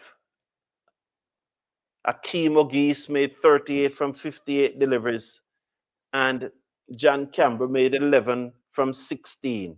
West Indies 252 for 3. Alzarri Joseph 4 for 45. Vitel Laws 3 for 54. Over the wicket, Simmet bowls to Sheop, who drives, cannot beat extra cover. Dot ball 252 for 3. The score remains. Nervous time now for someone like Mr. Casanova, gully side. Those guys are nervous, but I'm assuring you that West Indies will win this match. 252 for 3 as Hope Seckers. Nathan Simmet, the fiancé of the Australian female team captain, Mealy Carr. They will be getting married later this year, but that will be the furthest thing from his mind. He'll be trying to figure out how to get the West Indies captain out. He's in now, sweat flying from his body, over the wicket, bows to Sheop. And in that customary fashion of his, where he go deep in his crease and jump as he plays the ball through mid-wicket and go through for a singer, pushing the West Indies score up now to 253 for 3. Rutherford and 15 from 13 comes into strike. Hope moves up to 79. The required runs needed, 15. The number of deliveries remaining, 14. 2 to come in this 48 over. Rutherford is going to go with this one now. I think this is going to go far. Let's watch Nathan Simmet, who is bowling over the wicket to the West Indies left-hander, who played this away through the offside. The man on the sweeper cover boundary comes in. He charges in. He prevents the 2. One more to the total. 254 now for 3. The New Zealand are fighting right to the end. Big controversy involving Casey Carty when he played, when Duffy went into the mud and Carty pulled it over deep backward square leg. And after he came out of the shot in his celebration, his bat hit the stump and the New Zealanders believe that he should have been given out. But we're going to watch Nathan Simmet. He's over the wicket to the West Indies captain Shea Hope. He's in, bowls to Hope and Hope again. That similar shot, tucked it through square leg. They're running hard for 1. Good work by the New Zealanders, limited to 1. The return came in and the score is 255 for 3 at the end of over number 48. 2 overs to go, 13 runs needed. Give the ball to Duffy. If he give the ball to Duffy, no, I'm going to give Fisher. Boy, Duffy. It's Duffy I'd want to see bowl. I know that if Duffy is bowling, then this done. Done in this over. It would be finishing this over if Duffy was the bowl this over. So 37% of you think it is Carty. Okay. Keep the votes coming. Just 19 votes. We need to get up to 100 votes so that 100 votes is what the statisticians say that give you a good, what they call it, a good reflection of what everyone is thinking. Fisher to Hope, and Hope slap this over cover for 6. Just like that. Outside the half stump, in the slot, the West Indies captain slapped it over cover for 6. He moves up to 86. West Indies needs 7 runs from 11 deliveries. Open 86 not out, and if suppose he hit another 2 4s or he hit another 2 6s and goes to 98 not out, he's on what? He's on 80 what? Or he's on 86, so that would be 98 for 2. To me, the man of the match is between Hope and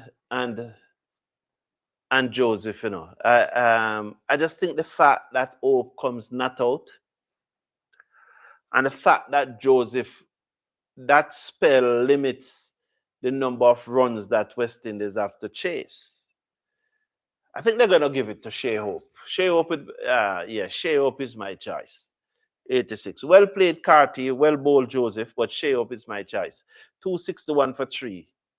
over the wicket, bowls to Hope, and Hope hit this away down towards long, well, to mid off. The man is inside the circle. Still 6 runs needed, 9 deliveries. That 6 was a big shot, you know. It took so much pressure off the West Indies. For example, if that 6 was a single instead, it would be level from 9 balls. And you can just imagine that somebody like Mr. Casanova would be shiting his pants right now. Round the wicket, bowls to Rutherford. Rutherford drives, can't beat backward point. There's no run. As he came on the front foot and he drove that one. A boy, the ugly man. Not Lars, I'm talking. The previous guy. You know, 262 for 3.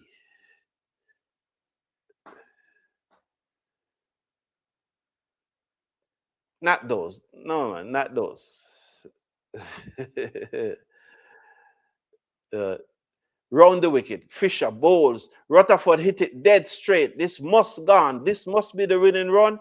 He's gone for 6. West Indies won despite the desperate effort from Mitchell. So West Indies won by 7 wickets and have taken a 1-0 series lead in this tournament. So well done, West Indies, winning the match by 7 wickets and taking a 1-0 series lead. And those of you who think that West Indies can win this by 5-0, I know your hope is still up. But it's a big win. Congratulations to Blunder Factory and his men. Well played, Shea Hope. Thank you all for being here. I appreciate your company. I appreciate you tuning in. And just gonna check on the poll. So 34% of you give it to Carty. Let's get a final round of voting. 39 now. Let's get a final round of voting. Please just vote before we sign off. Just stay near a minute to see if we can get some more votes in to determine. I would go with Shea Hope. But most persons seem to be going with Carty.